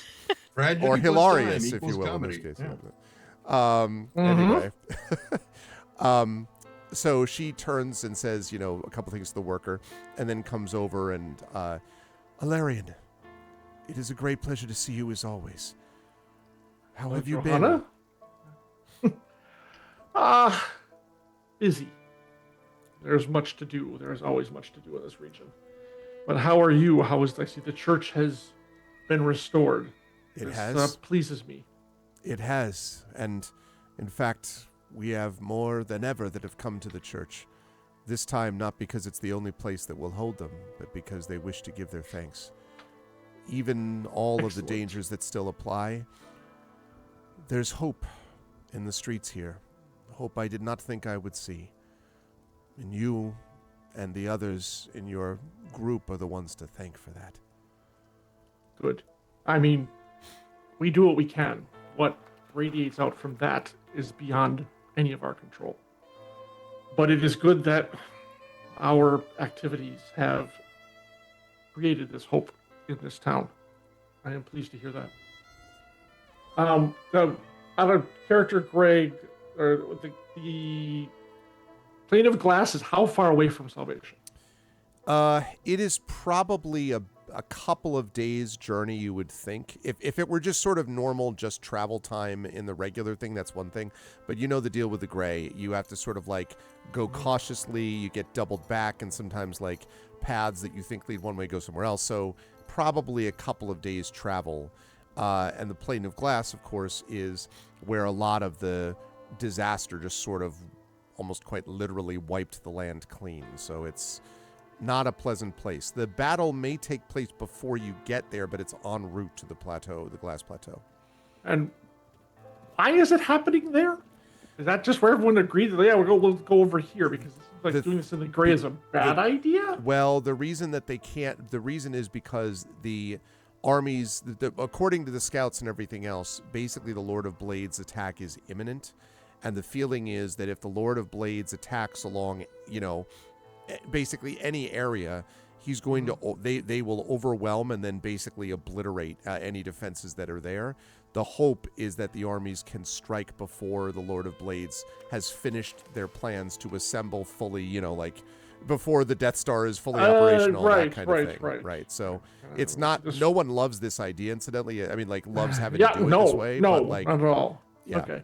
So Salvation is pretty much the closest civilized area to where this battle's going to happen. More or less, yeah. All right, that's what I figured. Alarian already knows all this. I was, as a player, refreshing my memory. But the glass plateau, just one last thing. It's the glass plateau is in the gray at a little bit of a distance, so it's not next to the edge. Just No, but if Salvation is 2 days away compared to somewhere that's 5 or 6, that's right. Yeah, they're going to overflow or wounded is going to come back here. Theoretically, it's very clear to me. Yeah, yes. And Wispy's right. First strike is a good way to look at it. At least that's what they're thinking. Exactly. Well, yeah. Okay. So Alarian takes out 1,000 gold and gives it to her, and says, you will need every bit of this for what is coming. You must stock up as much as possible, for this will be the fallback point. This will be where the wounded, once, assuming we win the battle, will be coming. And you will need everything you can get. She nods and she says, "We have built up our acolytes here, our volunteers. We have built at least enough that we will be able to attend to some of the wounded. In fact, even some of Braylon's army, some of their army medics have said that they will be here to serve with us. I am grateful, and we will put this to good use." And she kind of says, "But, Valerian, what of you? This entire time you've done nothing but support this small sanctuary, rebuilt it when it was practically razed to the ground, helped when people went missing, when the people of salvation were desperate for hope, the nation's now desperate for hope. You are going to march with armies into the Mournland, and what will happen to you? Have you thought of you?" There is little enough time to think of myself or what might come after. Matters are coming to a head, and all my concentration must be given to the next hour, the next day. If we are able to defeat the Lord of Blade's army and him, then I will turn to what comes next. In moments, I have thought about where I might end up, but I must push that away for now. It is a goal that at this moment seems very far off. The important thing is to make sure that you and the other members of this town are prepared for what is about to descend. Over there, and they wave off at the gray and where the plane of glass is, and is going to spill over on this town whether you want it to or like it or not. And I think making sure this church, making sure you as this church's leader is as prepared and as ready as possible, that is the greatest thing I can do right now for salvation. Everything else pales until we actually take the field. But you are the lodestone. You are the center of this town. You must hold it together. Neither of us has a choice in this matter. So I appreciate your thought to ask of me, but I need you to focus your attentions on those who will be coming in a few short days. And of course, I know you will do everything that you can for them. And she kind of nods and says, "I am more of a conduit than I am a lodestone. But to the extent I can channel some compassion and kindness, I will do so. But I do hope you will at least take this." And she draws from around her neck and below a robe a long silver chain. And at the end of this silver chain is what looks essentially like a chalice with a flame, the whole thing made of silver. And she says, "It is not necessary for you to believe, for my belief to be of some assistance. It is said that when things are at their absolute darkest, it is only the flame of within that can light the darkness of without. And I hope you might consider that and take this with you." And it's long I enough. I will bow low enough. Yeah, I was gonna say she's she's able to fit it. Now it doesn't look like it's not a choker. It's very long on her. So for you, it becomes like a functional, necklace of a kind. Right. And she says, "I hope you will remember it when the time is darkest. The flame does burn there."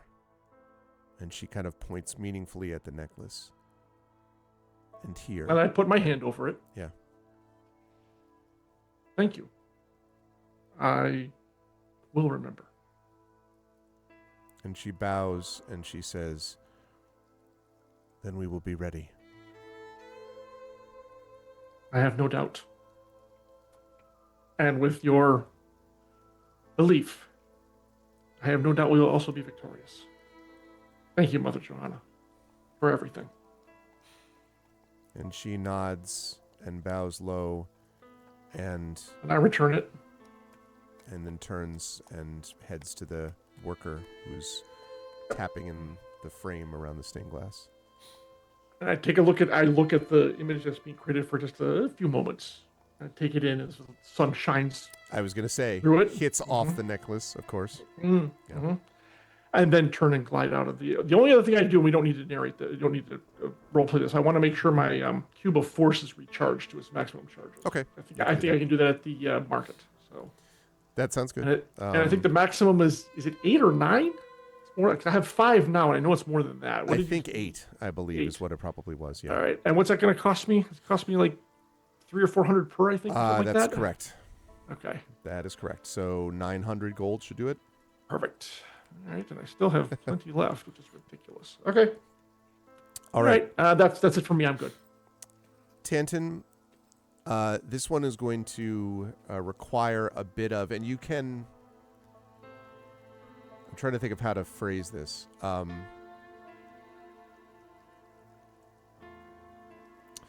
If you were. Okay.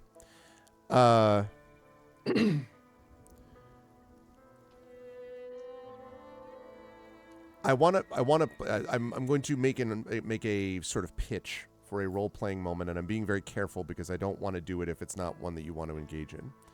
Okay. But I would like to put you next to someone that you have gone to visit who is grievously ill. Do you know who the person is that I might be thinking of? And I'll give you a hint. Their profession is alchemy.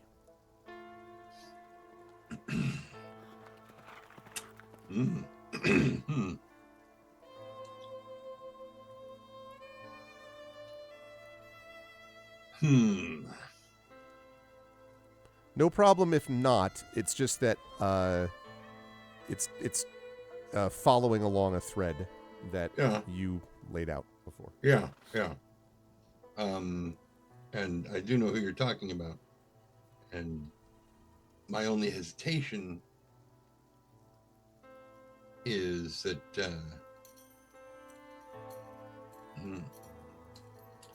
now I see why you were like, Exactly. I will put it in. Okay. Yeah. In I felt like it was like, this is not something that could have been an email. I was like, Right. I was like, so hey, It what could about have this? It could have been. Well, but, well, yeah, but that is not even a word. What the hell did I just oh god, my response is pretty much. That letter is not in that word. What the hell?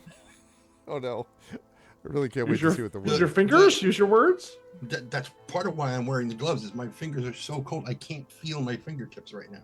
So I keep hitting the wrong keys and not realizing until I look up to see what I've typed, and it's like, the hell? Oh no. Is this a Dvorak keyboard? I don't understand what's going on.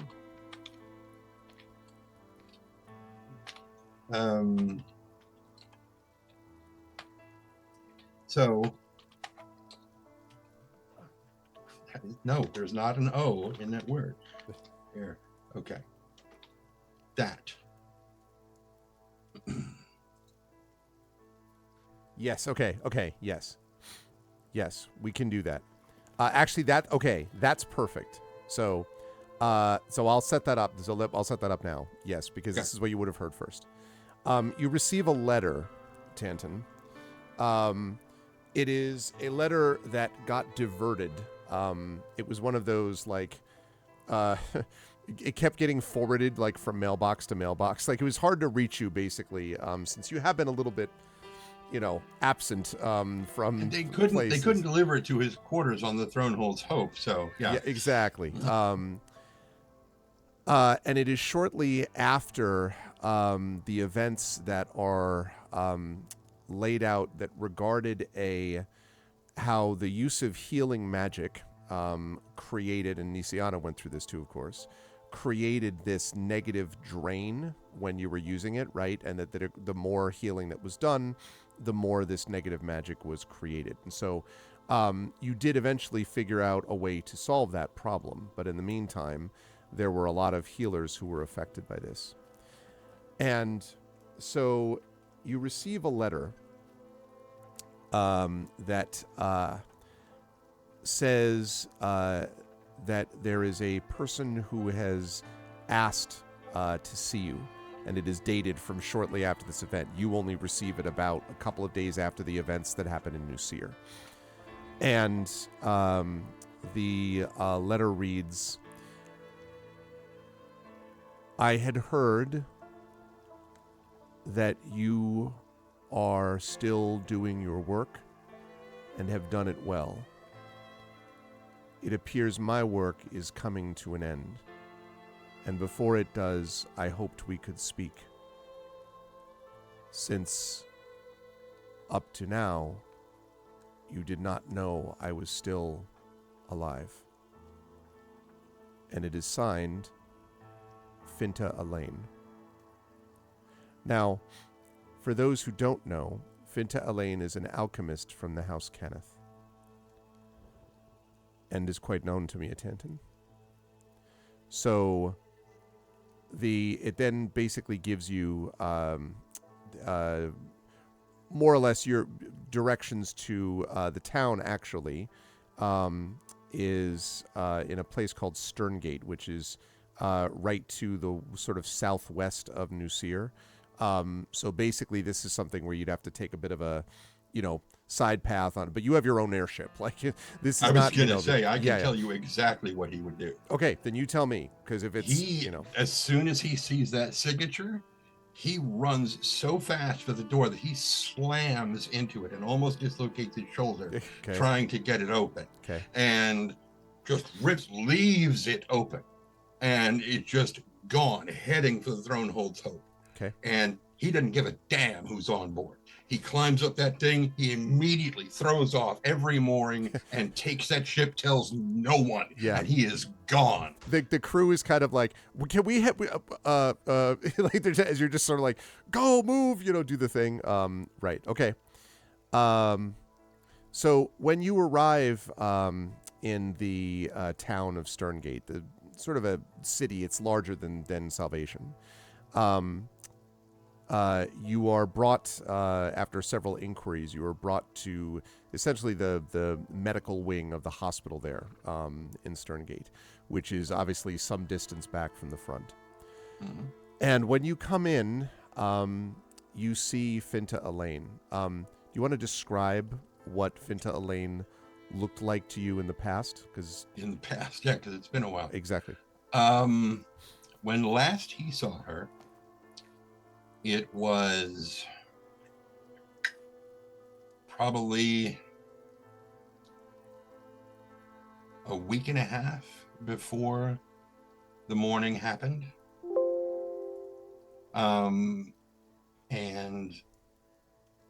no, excuse me, he didn't see her at that point. The last time he saw her was in Seer, because they were both artificers. Mm-hmm. She was going to be an alchemist. He was going to be a smith. And so alchemists go to Fairhaven in Onder to do their study. Yep. And he went to Sharn, where the smiths go. So that day that they split and went to their different things to study, that was the last time he saw her. And they were both considerably younger. So she was probably 20 or so. She had kind of strawberry blonde hair with just a little bit of curl to it. Not necessarily pale. There are parts of her face that are pale, and so she has to be careful when she's in the sun, because she'll rosy up a little more than she wants to. Mm-hmm. but she's the one part about her appearance that she doesn't really care about that much is if she has dirt under her fingernails, because she loves to garden. She loves to grow the plants that she works with as an alchemist. Yeah. And so her hands being dirty just is her proof that she's good at what she does. And the other proof is the fact that her potions are amazing. Yeah, so she's probably maybe 5'8", which is a little bit shorter than he is. She's considerably thinner than he is, because he's my weight, so he's 260. She's probably about maybe 125. I mean, she's svelte, definitely. And she usually has fairly comfortable clothing, like one would wear if one is working in the garden a lot. And then she often had an apron that she would wear, very, very light, supple leather apron that brush, almost like not felt, suede, almost like suede. Just it's very, very soft to the touch, but it brushes off dirt very easily. So, and that description gives you a sense of as you're able to sort of describe it, and people immediately kind of know who you're referring to. It takes a few times because he's just like, yeah, exactly. Well, exactly. Well, they're kind of like, and there's also like some people are sort of taken aback. There's a few people who are kind of like, sir, you can't just come in here. And then a couple people are sort of like, because I have to let the King's Citadel in general know. Jokes aside about the secret organization previous to this, you are no longer secret within the land of Brayland. The secrecy is gone at this point because your heroism in stopping multiple wars and effects and everything else. Yeah, you've officially sort of entered the top side of these scenarios. So great, now we're heroes. Yep. And so when they fight, so a couple people like. You have like the overzealous security guard, right? Who's just kind of like, you can't do, and they're someone like basically like, tears him a new one, like this, did you know who this is? Blah, blah, blah. And so you are brought in to see Finta, and Finta is lying back on the bed when you come in. The first thing you notice is that there are several plants that are by her bedside, but the flowers on both of them are wilted. Very unusual, obviously, for her. The strawberry hair that you noted is now white. And the curl is still there, but her face is drawn and pale. And when you come in, there are several, what you would guess to be maybe clerics, actually halflings, maybe remind you a little bit of Nisiana, and one of them may be from the House Tarasco, but the other just seems to be a halfling healer from somewhere else, possibly just local to Sterngate, that is sort of looking over her. And when they see you come in, they sort of like, kind of first they're like, wait, what? And then the person who basically told the guard to go jump in a lake brings them in and kind of whispers, oh, this person is a mutant in your house, can it? And they say, oh. And the one comes to you and sort of bows and says, it's an honor. I won't, of course, keep you from speaking to her, but her energy is low. Please take that into account when you speak to her.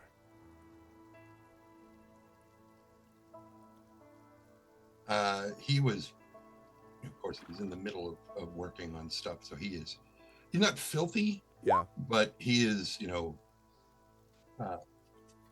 disheveled. Okay. Definitely. Okay. Not to mention the flying the ship over here that fast. But there are a few clean spots on his face where the tears have just been pouring down his face, and so he doesn't dismiss what she's saying, but he is so focused on what's going on that he just kind of He doesn't bowl past her, but it's real close. It's kind of a calf, sort of thing. Meh. Meh. But yeah, he basically just kind of moves past her and just grabs her hand and he is kind of trying to talk, but he can't get the words to come out. He keeps choking on them. But he's just staring at her.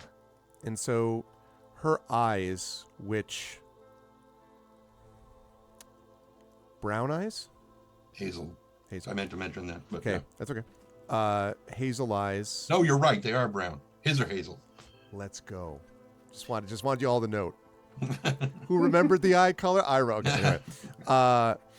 So her brown eyes kind of open slowly, and she looks over, and this smile just slowly spreads over her face, and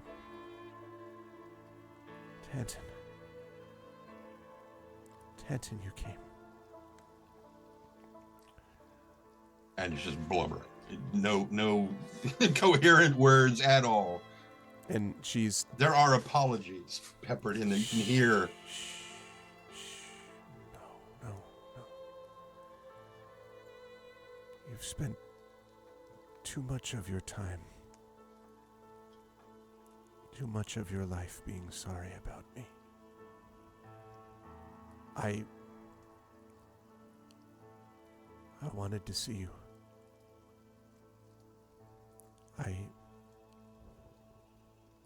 I heard about you. I couldn't believe it. I thought you were gone, and now you're a hero. There was healing, potions, I got tired. I'm very tired. And you can see that if she was 125, she's probably closer to like 90 now. I was going to say 90, 85, yeah. And she says, are you going with the invasion, the force, the fight, the threat? Yes.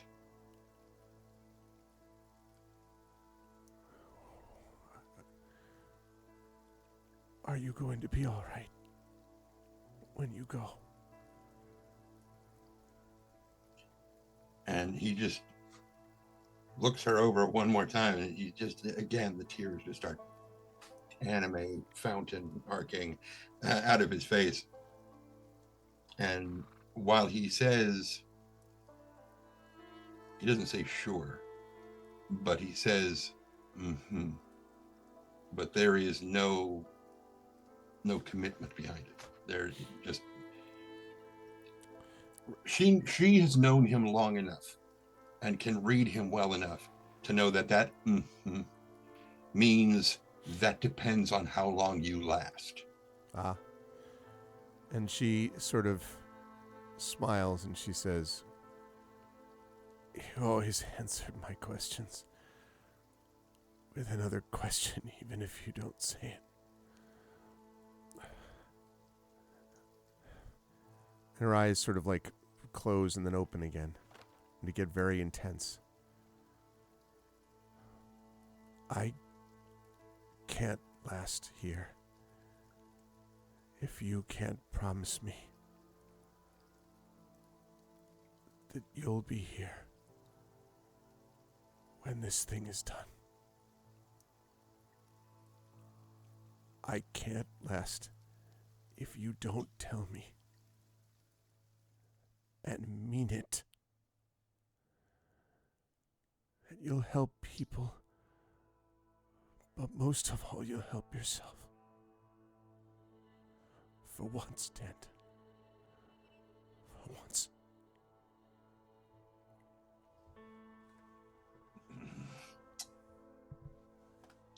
anybody standing behind him? They on these other left the people? room. They are Oh, okay. they are not. Yeah. Well, I mean, like if the door is open. Or Well, something. the door's open. Yes, sure. But like there's anybody nobody like walking by. staring at you. Like wait. Right. Well, I mean, he's holding one of well, as she's talking, one of his hands. You know, he keeps hold with one hand, but his other hand kind of slips down, not quite behind him, but close to behind him, and one of his arcane jolts start crackling between his fingers as he is, and she can read the calculating look in his eyes that he's measuring something, and it's like he's debating whether or not he thinks arcane jolt will actually heal her right now, or if it'll kill her. And he just slowly and it fades out, and he brings his hand back up, and there might be just a little bit of a static, you know, Yeah, when he grabs hold, but he's like,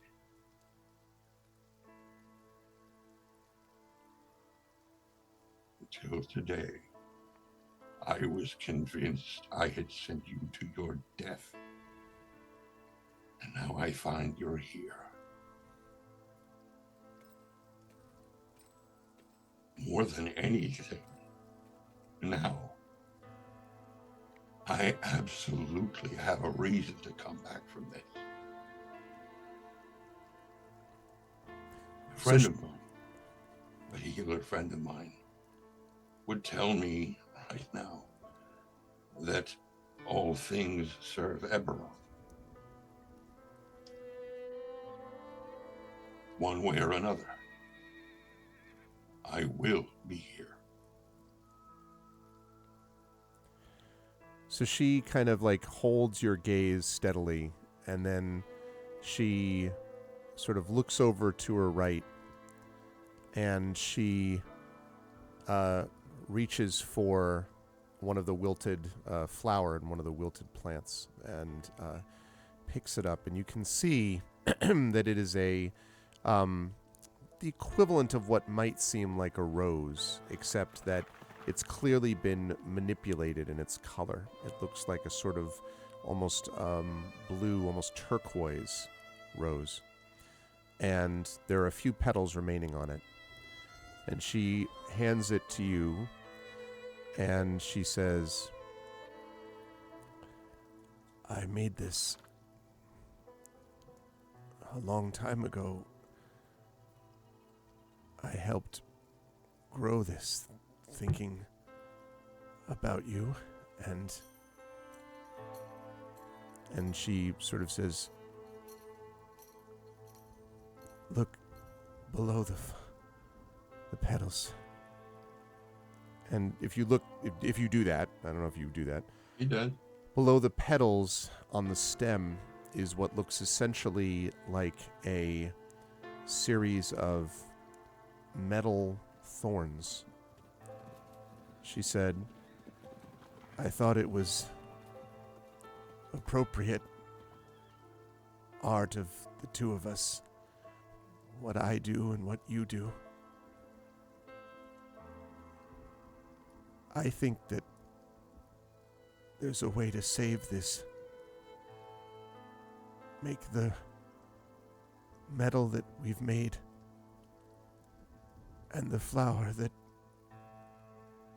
Eberron did work together. I want you to take it with you. It's us, you know. Here. This. And he very, very, very delicately takes it from her. And he probably has a small box with him that he can put it into and tuck it away. And she smiles again and she says, then I'll look over, and when I see it's not there, I'll know it's because it's with you. and she kind of slumps back, clearly not dead, but just Right. sort of, and Exhausted. Yeah. exhausted, and you can see like sweat, just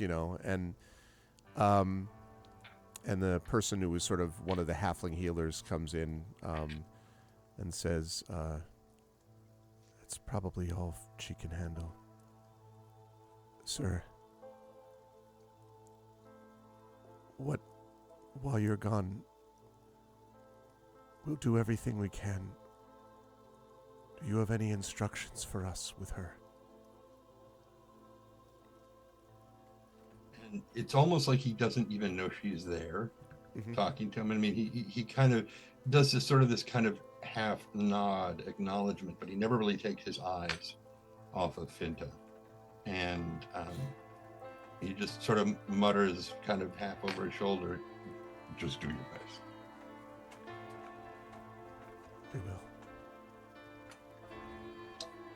And before he leaves, he leans over and he kisses her. Her And lips. he whispers, Oh, sorry. and he whispers, "I love you." Her lips are cold, but not dead. And as Tantin heads back, I assume, to the Throne's Hold, etc., that's a good place to take our break. Y'all didn't know we were going to be bringing the RP today, did you? You are watching the wonderful Infinity and Beyond crew. But there's a lot being set up for what is about to happen. So stakes have been raised. But you're watching the wonderful crew of Trent Sparks, Marie Bilodeau, Brandon O'Brien, Jennifer Brozick, and John Helfers. When we get back in about 10:20, when we get back at 10:20, we will be on for about another 40 minutes as we meet with the armies. And not the Helm's Deep ones, but the ones that are the Eberron ones. Does Gonna that gather include together. the Eagles? Yes. But we're going to do all of that. In the meantime, please hold tight. Stay tight with all of us. And thank you all for being here. We will be back in just about 5 minutes. Back in a minute.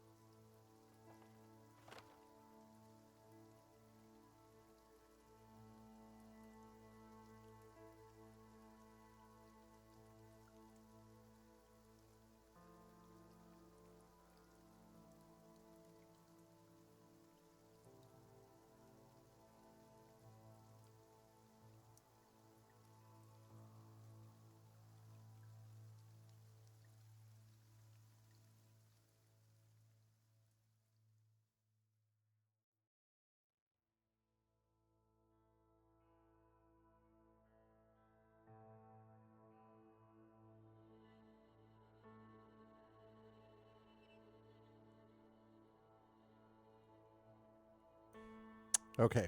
Welcome back, everybody. Welcome all. We will be with you for about another half hour, but welcome back to what has been a little bit more emotional than perhaps we originally thought might be the case, but this was important.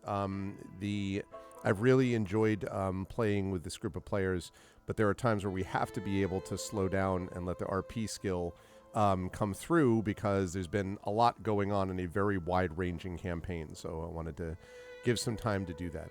You thought I was going to say dance party. Yes, that's right. So we are back with Infinity and Beyond. All right. Just before we move on to the sort of the meeting, the assembly of the minds, as it were, the military minds, Nisiana you wanted to take care of something before we do that, yes? I wanted to like have some sort of somebody has any sort of magic mirror or something that I could talk to my Baron instead of in messages. Because if I have to spend an entire Right. RP session trying to do 25 words at No, a no, time, I know that. so insane. That'd be really funny. Like, wait, this is the most uninteresting of all time kind of session. Yeah. So you are able to talk to the Baron.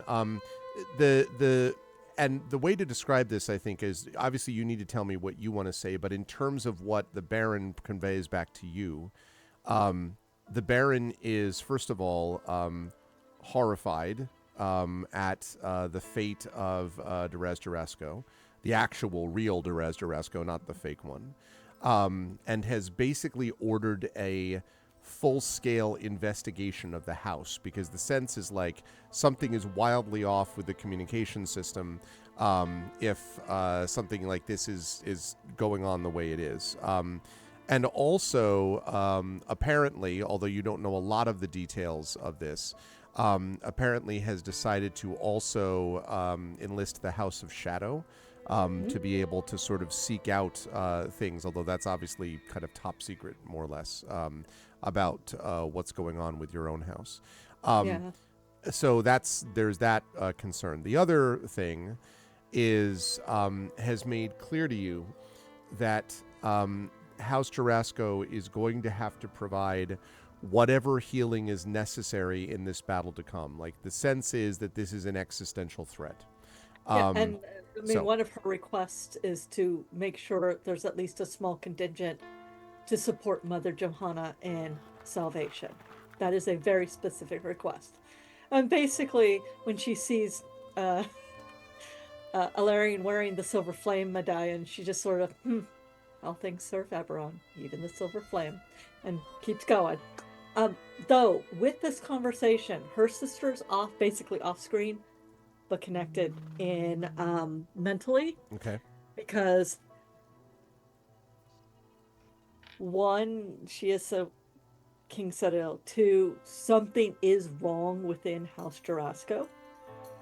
And I need her outside eyes to kind of, if I need advice, I need her there. And I don't tell the Baron this.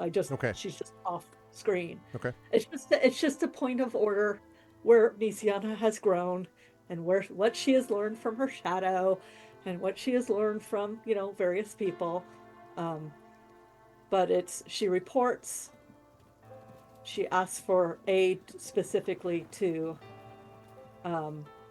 Salvation and Mother Johanna, and asks, is there anything very specific that she needs me to do while we're, I don't know, fighting the Emerald Claw and the Lord of Blades?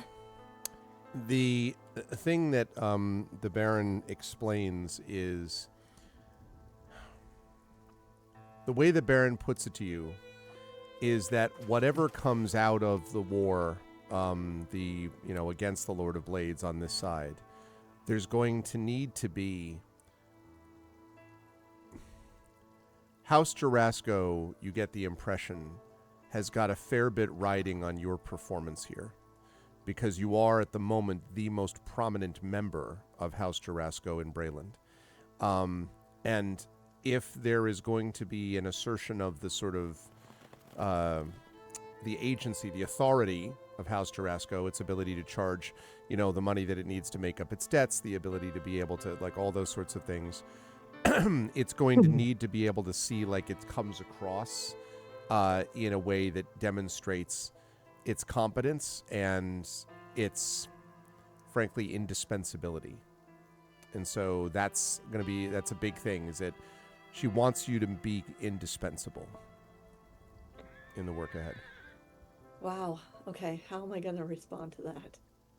Because Mary May, you can tell she's got this kind of, what the fuck do you think I've been doing this whole entire goddamn time? Just to be clear, by the way, she's definitely not claiming that you haven't done the job so far. I hope that didn't come across. Just okay, so you know. because she's just No, like, no, not at all. What? Look, you But- dilettante. No, but you get the impression. No, you get the impression that she's under a lot of pressure, though. Well, And that makes two of you, right? and also it's very much of the, if we do not succeed, if I do not succeed in this, neither of us will have to worry about House Droska's reputation or coffers ever again. That is simply the fact of the matter. She also says that she will let you know if it turns out that there is other information that might be needed about House members or things like that. Basically, that she'll update you on the investigation to a degree. That will be appreciated. And basically, unless she specifically needs me for something, I'm probably not going to contact her again until this war is done. Okay. So. Are you telling me that you're muting the Baron? I just want to make sure that I'm. No, I'm not muting the Baron. It's Block. I have. Yeah. As much as so it's been Eberron, my house, King Citadel. Right now it's Eberron, save the fucking world, my house. Yeah, sure. Sounds about right. That's basically where we are. Yeah. She's grown up a lot in the last, what, six months? Yeah, a little more, but it's 6 to 8 months, probably. And she's more than a year, but yeah. Well, overall, the whole thing was more than a year for sure. Yeah. Well, over the last year with this group and everything she has seen, she has grown beyond her years, and she is just like, okay, well, if you need something, let me know. Otherwise, I will not be in contact unless there is something vital that I would request from House Droska, because this is going to be bad. The Baron also tells you that she's going to do everything she can to kind of clear the channels if needed. Like, your messages are going to take priority, although she says that you basically get the impression that there are, like, healers have gone out, like, there are many healers that are embedded with military divisions, and, like, they're sort of fanning out, expecting, casualties. So I mean, if this war goes the way we think, I mean, our reputation nor coffers will be in need of anything. Mm-hmm. And that's not necessarily a good thing. I have seen the Lord of Blades with my own eyes. It was not a pleasant thing. However, we will do what we need to do. And then, I mean, I know I owe her for what happened with her daughter, but at this point, if I don't survive this coming war, I don't have to worry about it. Exactly. When this coming war ends, I will go and mea culpa to her about everything with that. Yeah. By the way, sorry. No, Yeah. if she had been Save the upfront continent. if she had been upfront from the beginning, we would have done a lot more to save her daughter. But she hamstrung me. It was partially her fault. However, that's not that important right now. Yeah. Right now, we have to save the planet from the Lord of Blades and the Emerald Claw. And she has her marching orders on basically clearing house because something has gone terribly, terribly wrong within our house. It does tend to focus the mind, it seems. Yes. And if I don't survive this, I will go home. I know where my soul is going. I don't want to go there yet.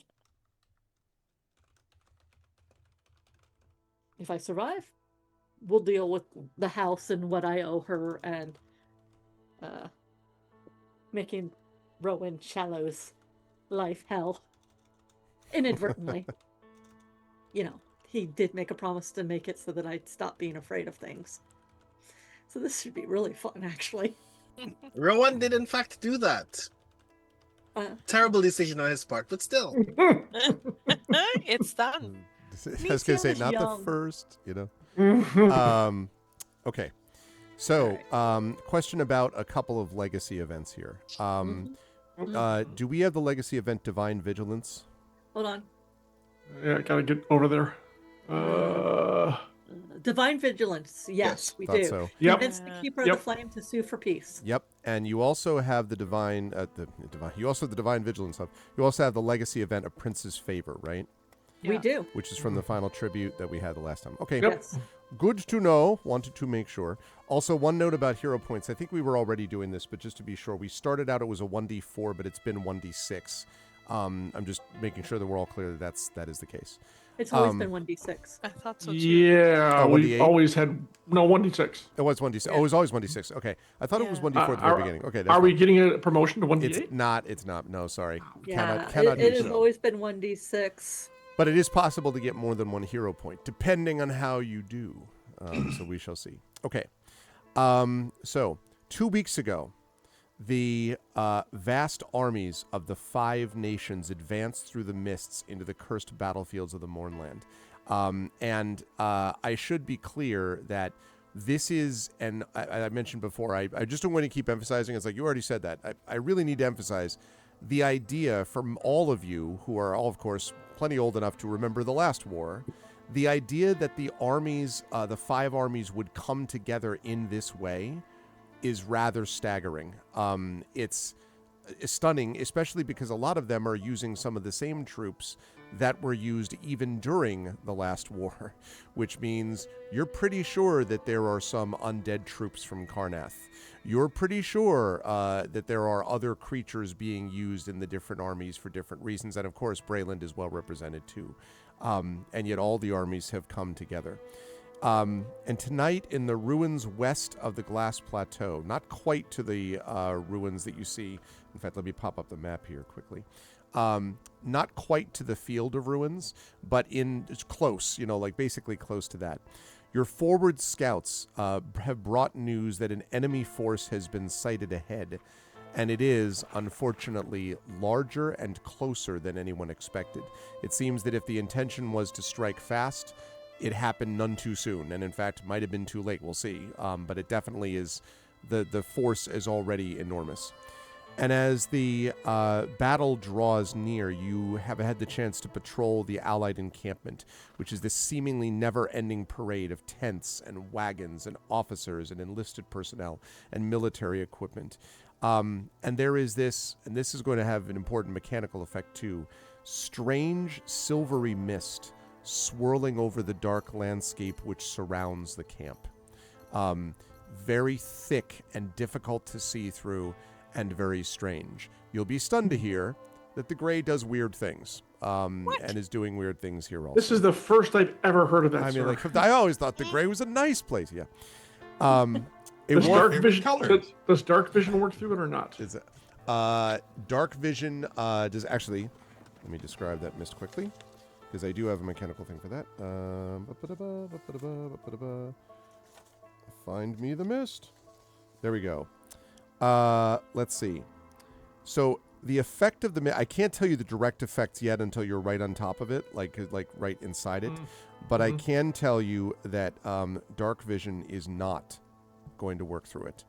In fact, pretty good guess that magic in general is going to struggle, but to see through it. But we'll talk about that when we get there. Okay. A warforged clad in purple robes You're approaches muted, you. Brandon. Say again. I said Brandon is muted. Oh. You No, said I wasn't saying anything of note. Oh, Okay. A warforged clad in purple robes approaches you and says, "I am Paige. Follow me. The generals are expecting you." The warforged beckons for you to enter a nearby tent, sporting the flags of the 5 nations, flittering in the breeze, as far as you out know, together for the first time. Never seen that before. Okay. Inside the command tent, there is a long table which bears a map of the battlefield, and there are carved platinum figures representing known forces. The military leaders standing around it are embroiled in a deep discussion regarding the coming conflict. A strikingly beautiful human woman in long robes, who, by the way, seems familiar, I'll come back to this, stands near the table watching the assembly with stern, guarded eyes. The generals break their animated chatter as an elderly dragonborn officer addresses you in a loud voice. Oh, hi, you've arrived. Oh, good. Take a seat, please, and let's get started. No spells, please. We don't permit it. As you were all sort of like gathered around, the strikingly beautiful human woman comes over and says, "It is good to see you again. This is Narcy of Xandrar, and you may remember that Narcy of Xandrar was the mage who helped you during the plummet from the tower when you went to deal with all this, and that's who. This is Narcy, and the Dragonborn that is addressed you is a highly respected person. That sorry, Rowan, what's up? Just to be sure, Rowan wasn't there when that happened, right? I will whisper to her, be like, "Oh, she helped us when we fell from the We've citadel got or the something." mind link. Yeah, you would have been you would have been there for that, right, Rowan? I think you were there by that time. No. No, yeah, nope. Did I you don't fall remember. from the magic citadel? Maybe Nope. it was You right felt after that 6,000 you feet. joined. Maybe it was right after that then. Okay. It had to be Okay. near that time. But okay. So then, yes, you don't know, but definitely Tanta Mermaid, Larry, and Nisiana would know. So yes, then just this strikingly like impressive person that is sort of talking to them. The person that you saw, the Dragonborn who spoke to you, his name is Balthazar Erdranats. And Balthazar Erdranats is the Brailish Minister of War. Essentially like the Secretary of Defense, if the Secretary of Defense in America was competent and not deserving to be in jail. I mean, did I say that out loud? Anyway. Loud enough. I don't know. But anyway, so he has copper scales that now have sort of gray-green edges signifying age. He wears long robes decorated with intricate designs. He is one of the most decorated military figures in Brailish history. In fact, Merime, he was kind of a legend when you served with them, and is highly respected. But he's a little bit in the, oh gosh, what would I compare him to? Okay, who's the guy, played by Mickey, what's his face, in Rocky? You know, his trainer is a little bit like Mickey Rourke. That's right, thank you. I kept thinking Mickey Rooney. I'm like, it's not Mickey Rooney. Mickey Rourke, that'll be totally different. Mickey Rourke. He's got a little bit of that vibe in the sense that like he's forgotten more than anyone will ever know, right, about military tactics or whatever. He's maybe a little hard of hearing, you know, but is extremely proud and certainly has knowledge beyond what you might expect. You're a bum. You know, exactly. Get out there and catch that chicken. So in addition to this, around the table, we have there as well General Amato Corelius. And General Amato Corelius is a captain in the Syrian army. This person is here because he was sent directly by... Oh, it was... Well, Mickey Burgess Rourke... Meredith. It was Burgess Meredith? I was like, Mickey Rourke? No, it not wasn't. Mickey Rourke. Mickey Rourke was like 20 when Rocky was around. I guess No, that's true. Burgess Meredith. But Mickey Rourke... Yes. Mickey Rourke... Sorry, I thought that was the character. He played Yeah. Mickey Goldmill. Was the Oh, he character. played Mickey... That's right. Yeah. Okay. Yeah, my bad. yeah. My bad. Sorry, This I'm like, might be- I'm sorry, I cannot let that stand. But I think Mickey Rourke was in 9.5 weeks. That's... So, That... Okay, true. okay. So That's right, true. And was also in the movie with Lisa Bonet that I already forgot. yeah. Angel Heart. Angel Heart, that's right. Yeah. All right, we are getting way Anyway, off. we're getting way off the target. Yeah, sorry. It's Burgess Meredith, who played the Penguin and played, you know, Mickey in the Rocky. That's what matters. That's yeah. right. That's right. Okay, yeah, we're thinking of the character's name. Our bad. Okay, so so General Corelius from Nusir, who again has been sent, thanks to your work, Prince Orgev, has sent this army, and has assembled, basically, you get the impression, has assembled like every one of his guards, and his guards are decent. There just weren't many of them, but assembled as many of them as he could basically put together to come to actually serve this. And Armado, you later discover, is a person who was a captain in the Syrian army when the day of mourning tore his nation apart. And so when he sees you, he nods and he says, we've heard much about you. My forces are ready to strike on the signal, and you'll find they have much to fight for here. Standing next to him is a Brailish general. He is an ogre, and his name is General Cord Colligan. He is got a tightly pressed Brailish military uniform. He is like dressed up to the nines. And as he sees you, he has a pipe, by the way, which he puffs at, and then says, "It's unfair to say this, but victory today hinges upon you taking necessary risks. We hope you can guide our armies by example. You've certainly set a perfect one so far. We shall fight them on the beaches." No, he's got a little bit of yes, Colonel Montgomery. he's got a little Churchill in him too, probably. So you describing the uniform, I imagine it was ironed while it was on him. Yes, exactly right. And the other person who is there is an elf whose name is General Zulkara Smitrati. And Starfire! Sorry. He loses it, and immediately the war's lost. Thanks, Tanton, and good night. No. But yes, in fact, General Zulkara Smitrati is from Thrain.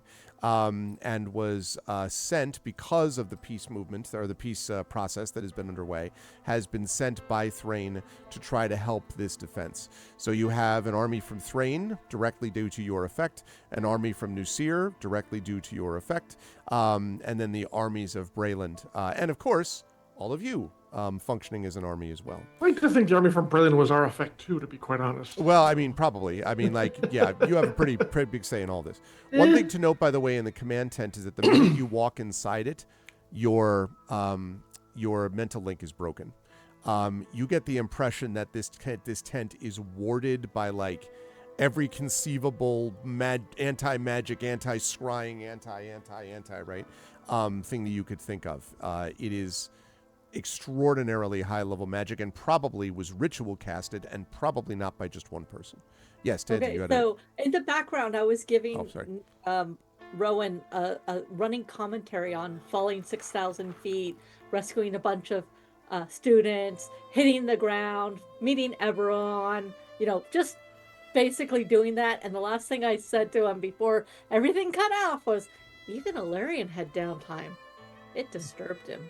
Mm-hmm. And everyone else can notice when that happens that quietly Rowan's eyes just widen in fear. I'm like, yeah, that sounds unpleasant. Why do you all do this kind of job again? Weren't you there though? Because wasn't it when Ilarion got made small because of your chaos magic? No. No, yeah, I wasn't here. This soul student business, That was a news different to fall. me.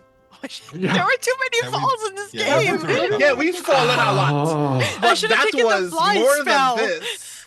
too much. Jesus. Too much. Yeah. You're gonna say Trin or Tanton? Yeah, I was going to say, this means that as soon as we walk in there, and you guys have now seen Spanner, because he's long since completed, like a week and a half ago. Oh yeah, I need to put Spanner back on the map.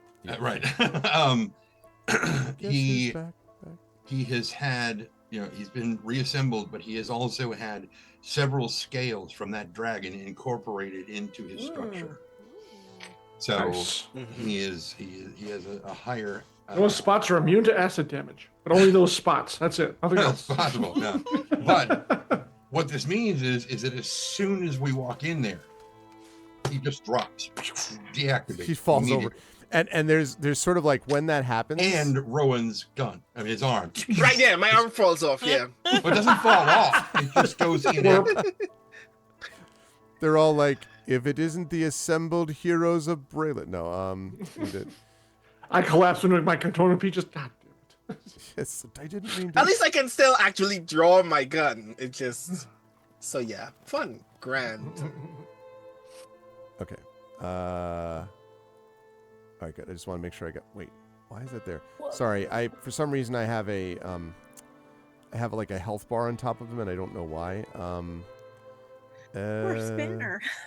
He's just having the worst time. Can't catch a break. Yeah, he doesn't care. I know he doesn't care, but Although I now care. that means that Arf has just learned that that's a thing that he can do when he's checking our HP. But yes. Yeah, I don't know what that's about. I'll have to worry about that later. Anyway, so when that falls over, there's kind of this general, like, everyone's sort of looking in that direction. The large thud of the dead dog. Exactly. And Nisiana gets a little gasp. and let's see, there is one who says a very tall figure, in fact 7 feet tall, so actually I think even maybe I guess not quite as tall as you, Ilarion, because of the floating, but definitely, like, up there. An extremely tall, somewhat thin bugbear. There's a strange smell coming from this creature too. He reeks of a mix of garlic, wet earth, and rose petals, is basically what this seems like. And he proudly wears the symbol of the Blood of Vol alongside his Karnathi military badges. This is the general from Karnath. Which may explain a little bit about the garlic. Because when he sees you, he sort of he sees the thing fall over, and he kind of frowns a bit, and he says, is that dog going to be all right? Be fine. And he sort of nods. He says, all right. Want to make sure that doesn't happen on the battlefield, I suppose. And sort of looking next to, or standing next to General Jarna, is this person I mentioned, Zokara Smitrati. So she is adorned in glossy black armor, which is actually almost glittering in the torchlight inside, or the lantern light, I mean, inside the tent. And she has hanging at her belt a barbed, flanged mace. But her face is smiling. And when you come in, when she hears General Jarna, she says, if you know anything about their reputation, Jarna, you'll know that we can trust them. And besides, and she catches sight of Ilarion, she says, besides, some of them have decided to support what they must. And she points at the necklace around Ilarion's neck and bows. One of the two. Say again? One of the 2 necklaces. He's like a pimp right now. But we gotta figure that. I have too many magic items. We gotta talk about that. Okay. Yeah, but in the regardless, though, certainly yes. whether it's mechanical or not, the flavor of it is there. And she she kind of bows a little bit to you and says, "The Church of the Silver Flame and Thrain are with you." We appreciate your support. I don't say that thing aloud, but I think it awfully loud. The final one that I want to mention, besides all these people that I've talked about so far, is from Ondare. Is clearly an elf. She is wearing sort of red and green robes. And when she sees you, she also inclines her head. And she says, your presence is not only known to us, but deeply welcome. With you with us, the morale of our troops should increase considerably. An honor. I am General Etherin Ifulkir. So basically you've got the top military officials from each army, both arcane and otherwise, along with Narsi, who I previously mentioned as well. And I should also note that Hilar is with you in this tent too. So when you've all arrived and everyone's had a chance to sort of introduce themselves, Lord Balthazar, and I want you very much to think, I actually came up with a better comp, which is neither Burgess Meredith nor Mickey Rourke. This dude is according to the plans from Princess Leia, it's that dude, right? It's that guy. That's who he is. And he says, we have very little time to work, and we must do what we can here. The Lord of Blades awaits us. According to our scouts, he has assembled a titanic force of Warforged loyalists and soldiers, and more continue to come every day. Somehow he is creating these things somewhere, and that means we have an immediate problem and a long-term one. The enemy far outnumbers us, but their mettle remains untested. And General Colligan says, "That's right. And when they've been tested, we'll make sure they fail." Puff, puff. On the pipe. This, and he points down at the map. This is a ruined structure that we call the Broken Tower. It is in the Field of Ruins, where many towers collapsed on the day of mourning. It clearly holds some strategic importance for the Lord of Blades, but we've been so far unable to discern why, and our scouts have not been able to get close enough. Risking their lives is useless. First of all, we need the information they can provide us, and they haven't been able to provide us more than that. The Field of Ruins itself is largely unexplored since the day of mourning. It's strewn with derelict structures. Presumably the Lord of Blades thinks that this will be a good spot with which to meet our forces. So now we can take that advantage from him. And General Colligan says, sorry, not General Colligan, General Corelius says, "We'll be ready when that happens. It doesn't matter how large the force is, but rather what you do with it." And he kind of, nods at the assembly.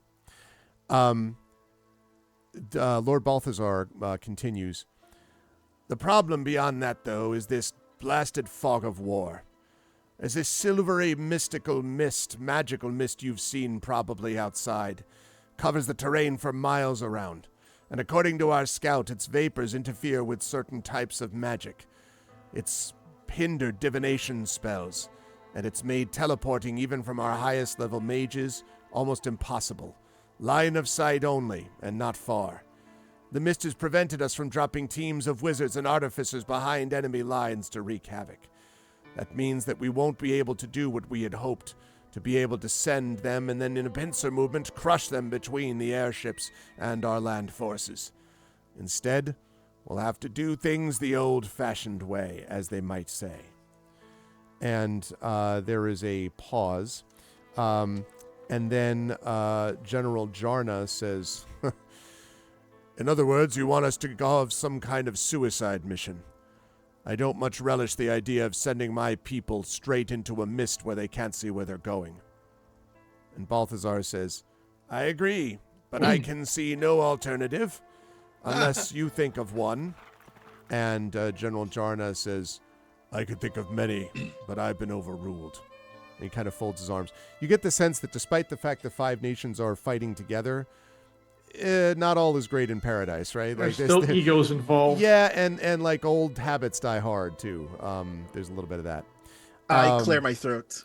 Yeah, and they sort of turn, and Hilar says, "Generals, this is Rowan Shallow, the newest member, and one of the most significant ones that we have in the King's Citadel, being able to cause problems for the enemy, you might say." And everyone sort of nods at you and falls to a respectful silence, Rowan.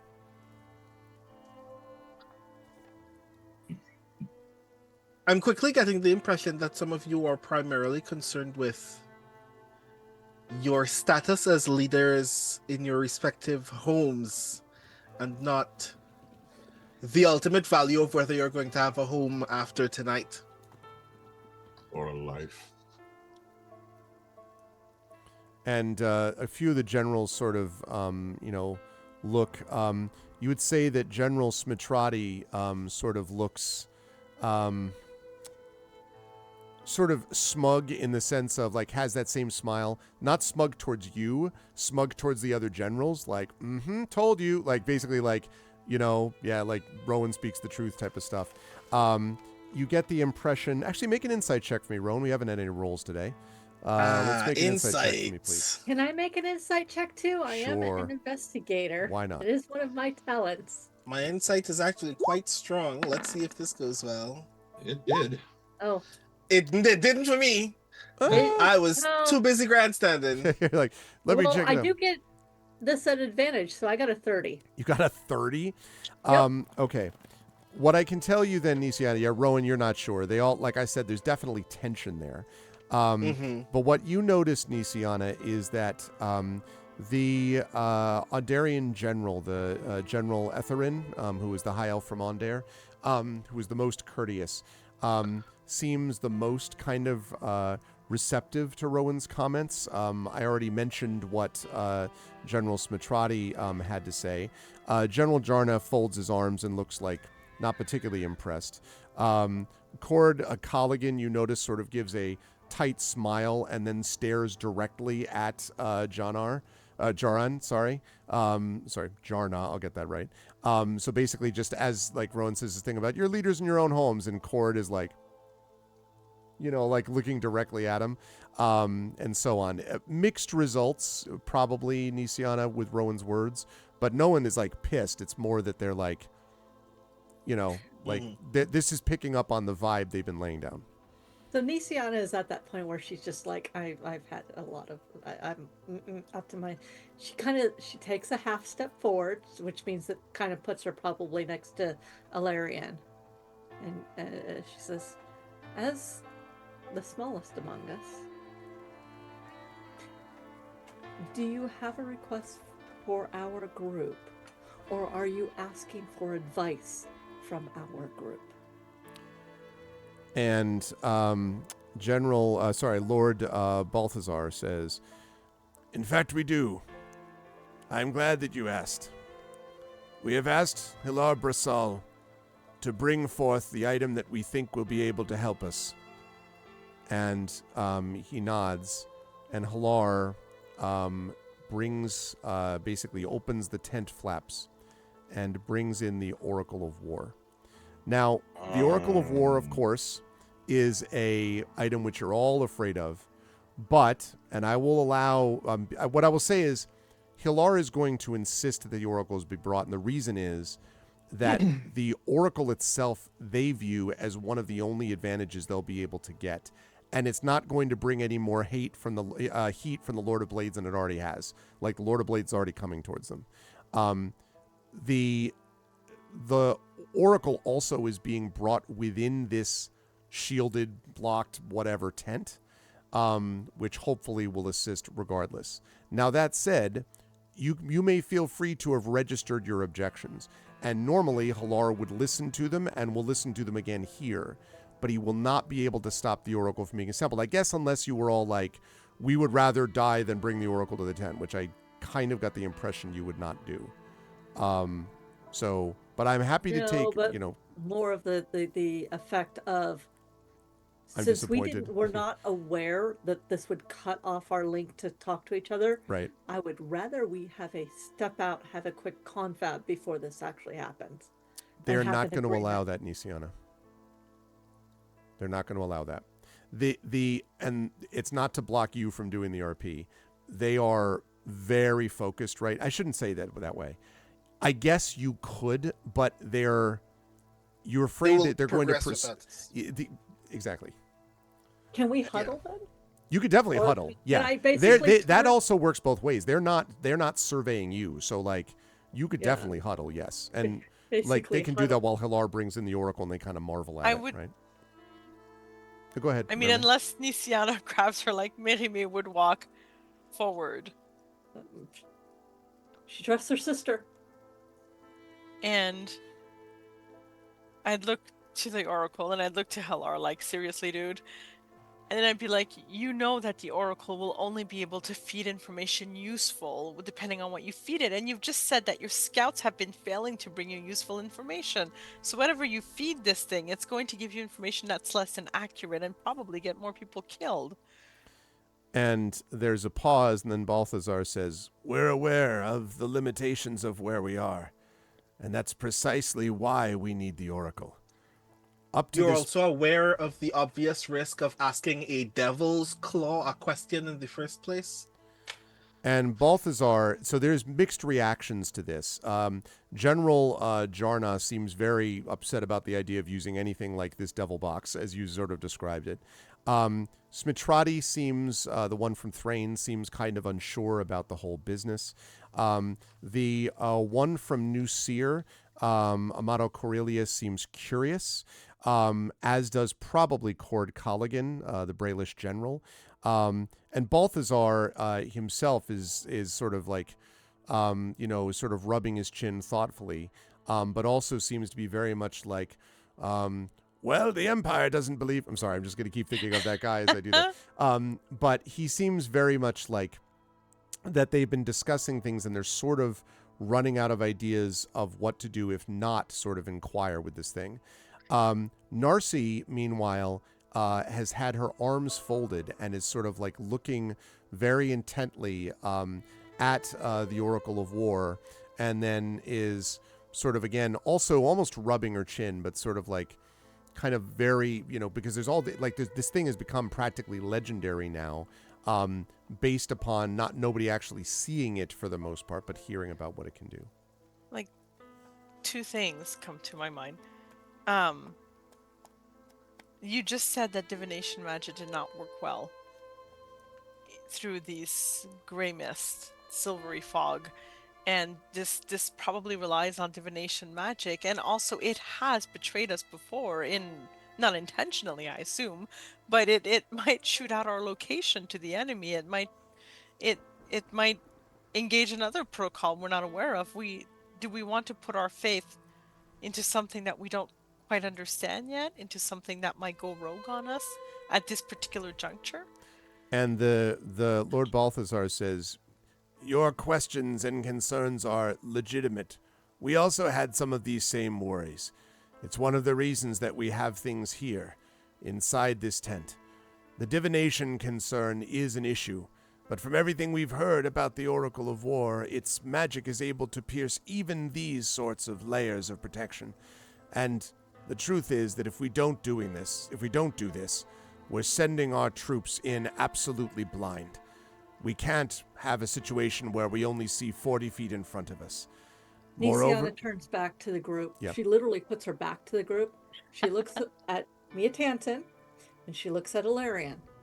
She says, as a tactician and one of the ones who knows the most about this, what are your two thoughts? She just basically turns her back. She is trusting her group. Ilarion, use it or not. If there's ever a time to use the Oracle to achieve victory, which is what we need, nothing less will do. That time has come. Okay. Mia Tanton. Regardless of its possible side effects. Now, we are within the wall of the gray, right? Yes, you are within the wall of the gray and within the tent within the wall. Okay, so that means we did not bring the airship all the way to this tent because we would not have flown it through that wall. That is right. You've been in land forces since then. Okay, so that means we would have known that the Oracle was being brought. That is correct, and that's why I wanted to give you a chance to voice objections, yeah, that's correct. Yeah. Also, one other thing too, by the way, I do want to note that they weren't just like, here, Paige, Squire, take this. Like, they basically had it in your purview and Halar, like you and Halar together. So I just do want to note that. I'm up at that point where I am not necessarily against this thing. I just know how much damage it has done already. So I'm looking to the people who are tactical and then the artificer.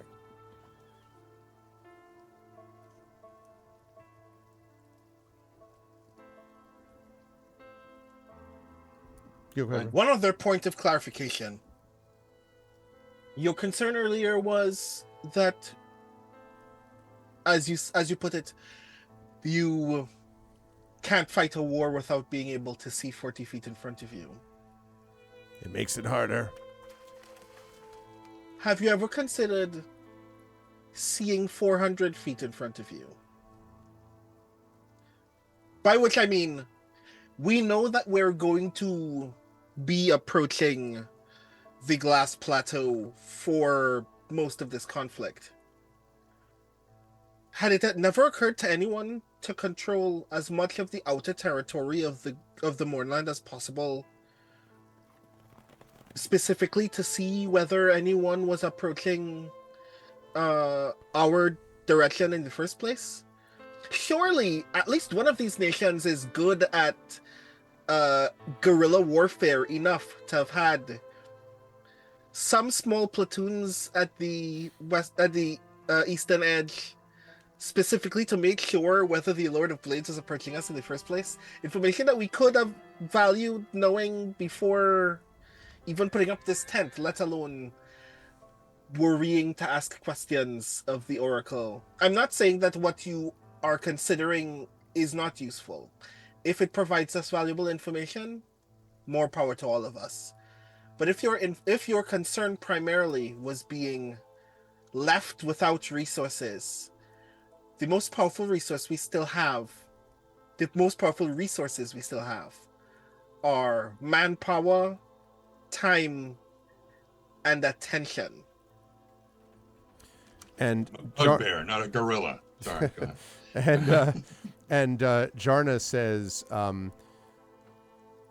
we have taken every possible military person we could find, even some that maybe aren't military, to assemble this army. And even as it is, we're outnumbered by the Lord of Blades, probably 3 to 4 to 1.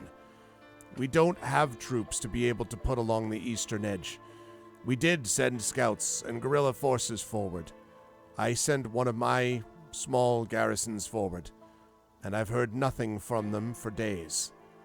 My best guess is that they didn't make it, like most of the ones who go into this cursed place. That's one of the reasons that the Oracle of War seemed like the only best choice, even though, he kind of grunts, I don't like giving myself up to this thing. But it's better than losing people, day after day, second after second almost, to this thing outside. And he kind of gestures generally in the direction of the exit of the tent where the gray, is swirling around you as you've seen before. I mean, maybe I'll just kind of back away from the generals and just kind of put myself in front of my sister if her back is still to the generals. And be like, maybe we were meant to find it. Maybe this is the time we need it, but... And I lower my voice so that, in my head, make it more intimate with my team, but not necessarily the generals, even though I'm sure they can hear. I don't know if it's a me problem, or if it's going to affect the Oracle of War too, or anyone else with divination magic. But and I should have mentioned it earlier. I'm sorry, but the dreams, they're not right anymore. It's almost like if I can't reach them, like there's something blocking me from truly seeing them, like glass, or like I'm not seeing them straight. And I don't know if it's the future or what's happening now, or if it's the magic. I don't know. And I don't know if it'll affect the Oracle of War, but whatever information it gives us, if we decide to use it, let's be careful with it. I'm still focused on Miatantin. I'm still looking directly at him. He's just, his eyes are drifting back and forth as different people are talking, and he's taking in all the information, and he kind of eventually just draws a breath and says, how many of you have used any form of magic out here in the gray? And the General, General Etherin, the Ondarian High Elf, says, we've done what we can, and it has been difficult, and kind of nods. Unreliable? Absolutely. Randomized in some cases? Yes, although we've been able to make some headway, but yes, I would agree, randomized for sure. That is the very nature of this place. And while I do agree on the surface that we don't really have much choice other than to use this thing this way,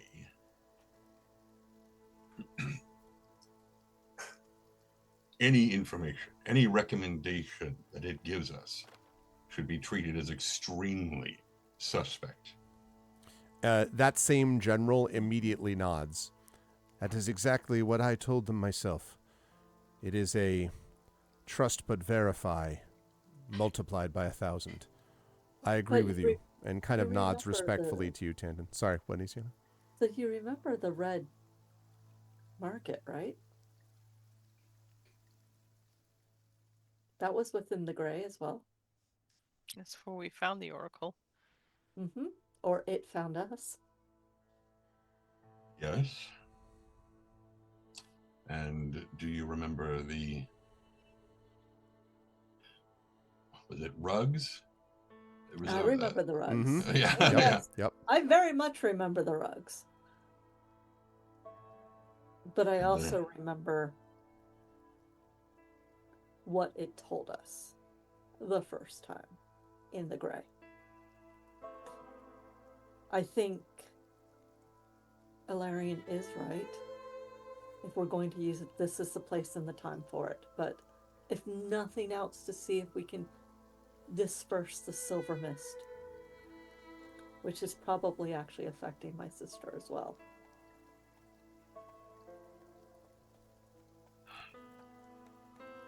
I don't want to use it, but I think it might be worth it. So we have 2 uses by our best guess before it goes into its protocol again and announces its presence to everyone. I'm not certain, based on what we know about the Lord of Blades, that matters anymore. Based on the numbers our generals, and I should just respect to them, have said are coming.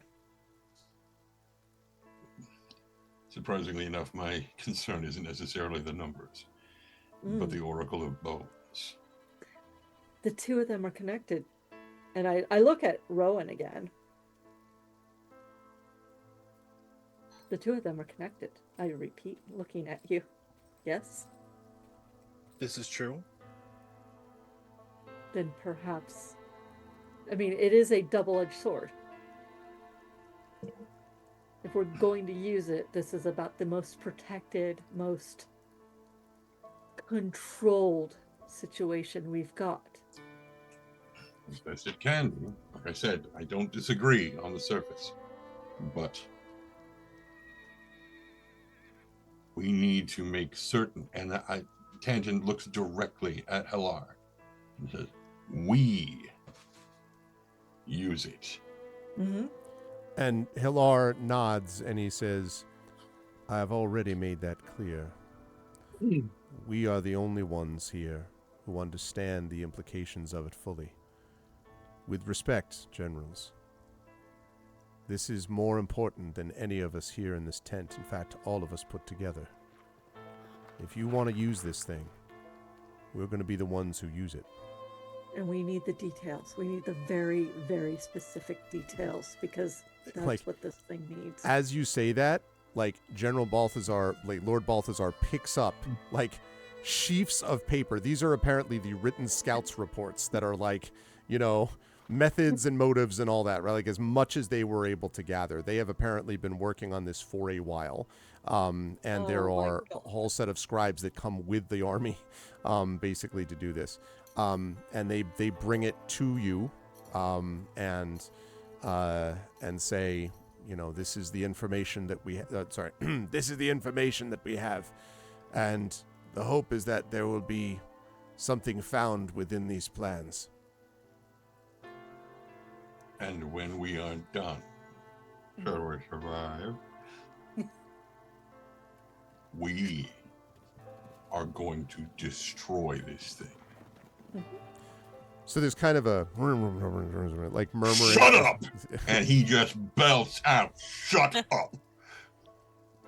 So Jarna and a lot of the others are sort of Do not understand the way we do what this thing will cause if it remains intact after this.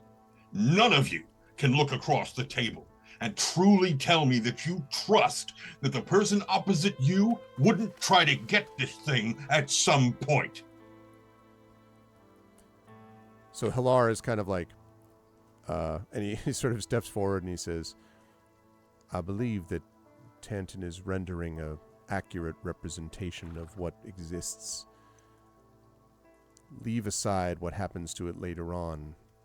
What we know is that this thing is intensely dangerous. And The generals all sort of settle down. You can see a few of them are very much not used to being told to shut up, but they all settle down. Oh, they'll get And- plenty more. Don't worry. No, about no, yeah. They all settle down, and Lord Balthazar, I think that we are in general agreement. The King's Citadel is going to have to decide how this proceeds. But we do ask that the actions that be taken here, this be used for the benefit of all 5 nations. As I told my Baron, if we don't succeed here, none of us will have to worry about our reputations or our pocketbooks for the rest of all time. And so, having sort of gotten a general consensus, Halar kind of looks around at everybody and kind of makes sure that everyone's sort of on board-ish, with the basics. One of you, and it's up to whoever wants to, could can feed those reports, into the side slots of the Oracle. Depends on who wants to do that. It's up to you.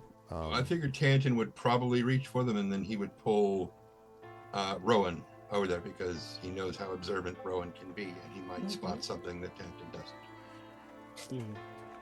By the way, when Mia Tanton started shouting, Nisiana just sort of took a step back so that her back is literally pressed against Merime's leg. So it's just that she is in physical contact with her sister. Just a case of, I don't know, the shit hits the fan. I placed my hand on her shoulder and wheat. All right, Rowan, are you going to feed the stuff in? I am going to try. As you approach it, the Oracle says, "Please insert tactical information." Here we go again. Oh, God, Which is a perfect place for us to put this on pause, because we're going to see what happens when this thing actually gets kicked into play. Did say third protocol activated. I am going. I was so tempted to do that just for funsies. Fourth protocol activated. Yeah. Yeah, exactly. That's even worse than Throw the it third. out of the 10th, 9th level Exactly. meteor swarm, all aiming at. It's the only way to be sure. You try to disintegrate, and all of a sudden it's like, you're like, God damn it, stupid. This was super great, everybody, and really sets us up beautifully. Next week, I should say, for those of you who are wondering, next week is going to be a lot of mass battles going on, so look forward to that. But we really needed to set up the stakes for that, I think, tonight, which is what we did. We got great role play from everybody, and everyone really brought, I think, their own personal stakes. I really love how over the course of this campaign, so many good direct connections have been made with players, some of them based upon, with characters, sorry, some of them based upon people that were met during the campaign, some of them that were part of the original backstory to the campaign, some of them which were like sort of deep background backstory, right, that sort of got brought to the front, and which was great. And not to mention, of course, the usual great group interrelationship. So it's going to set us up nicely for the impact. This is McLean talking to Al about, why Al isn't walking a beat anymore before we get the action in Die Hard, right? It's the thing that makes everything else work. So it was really great, and I am super excited to see what happens next. So I will start with the person bottom right of the ziggurat here. John, good stuff from Alarian. I love the Mother Johanna connection that you've made. It's been a constant one since basically you met Mother Johanna, and there's been a real connection there. And I love the fact that you have this chalice, which incidentally I imagine is being based vaguely on the Unitarian Universalist chalice, if any of you have seen that symbol. It's a little bit like that. If not, I'll see if I can find a link to it and show you. But basically that's what it reminds me a little bit of. And now you have that. And if you already had reasons to fight Alarian, but there are these other ones here too. So, John, how'd you feel tonight about the session? Where will the lovely folks see you next? Before, I guess, next Saturday when we continue this adventure. Of course, it was awesome. There was a lot of great RP here on both sides. So that was I was distracted a little bit, so I didn't realize we had gone back to salvation. Like, oh well, I've got to stop to the church, which is it's a big through line for Illyrian this entire campaign, from like the first level to now we're level 18. It's just nuts. And the questions are when you told me like, yeah, this is the closest place to where the battle's gonna happen. Like, oh, that's fabulous. It's just absolutely great. fabulous. Yeah. So I know what's coming, and I need to impress upon Mother Joanna what is going to happen here, regardless. It doesn't matter that it's 2 miles away or 10 miles away. It's going to be here. This is where the overflow is going to land. So yeah, that was a really, as usual, our conversations are pretty deep anyways. This one even more poignant than most because there's a ton going on here. And then, of course, the whole General's thing and the Oracle of War and Devil's bargain that we're making. Well, we're about to do that, but the Illyrian sticks to their guns. It has, if now, ever there was a time to use it, now is the time. So yeah, it was all great. Thank goodness we don't have to go for a month. We actually get to play again next week. I'm not sure I could stand waiting that long. So I will be back here in 7 days. The damn Packers and Bears have gone into overtime, which I do not like. Jordan got out with a concussion, I saw. Yeah, but we have, I think, one of the best backups in the game. He's the one who kept us in there, and we would have won if our special teams fucked up. Anyways, that's neither here nor there. Point being, in 7 days, I will be back, and we will mass battles. That's going to be very interesting. I've never really played that kind of scenarios. That's going to be really interesting to see. I cannot wait. Can't wait. So. Good stuff. Thanks, John. Always a pleasure. Looking forward to seeing you in a week. Also, happy holidays, Merry Christmas, etc. Until then. To you and yours as well. Moving right up to Jen.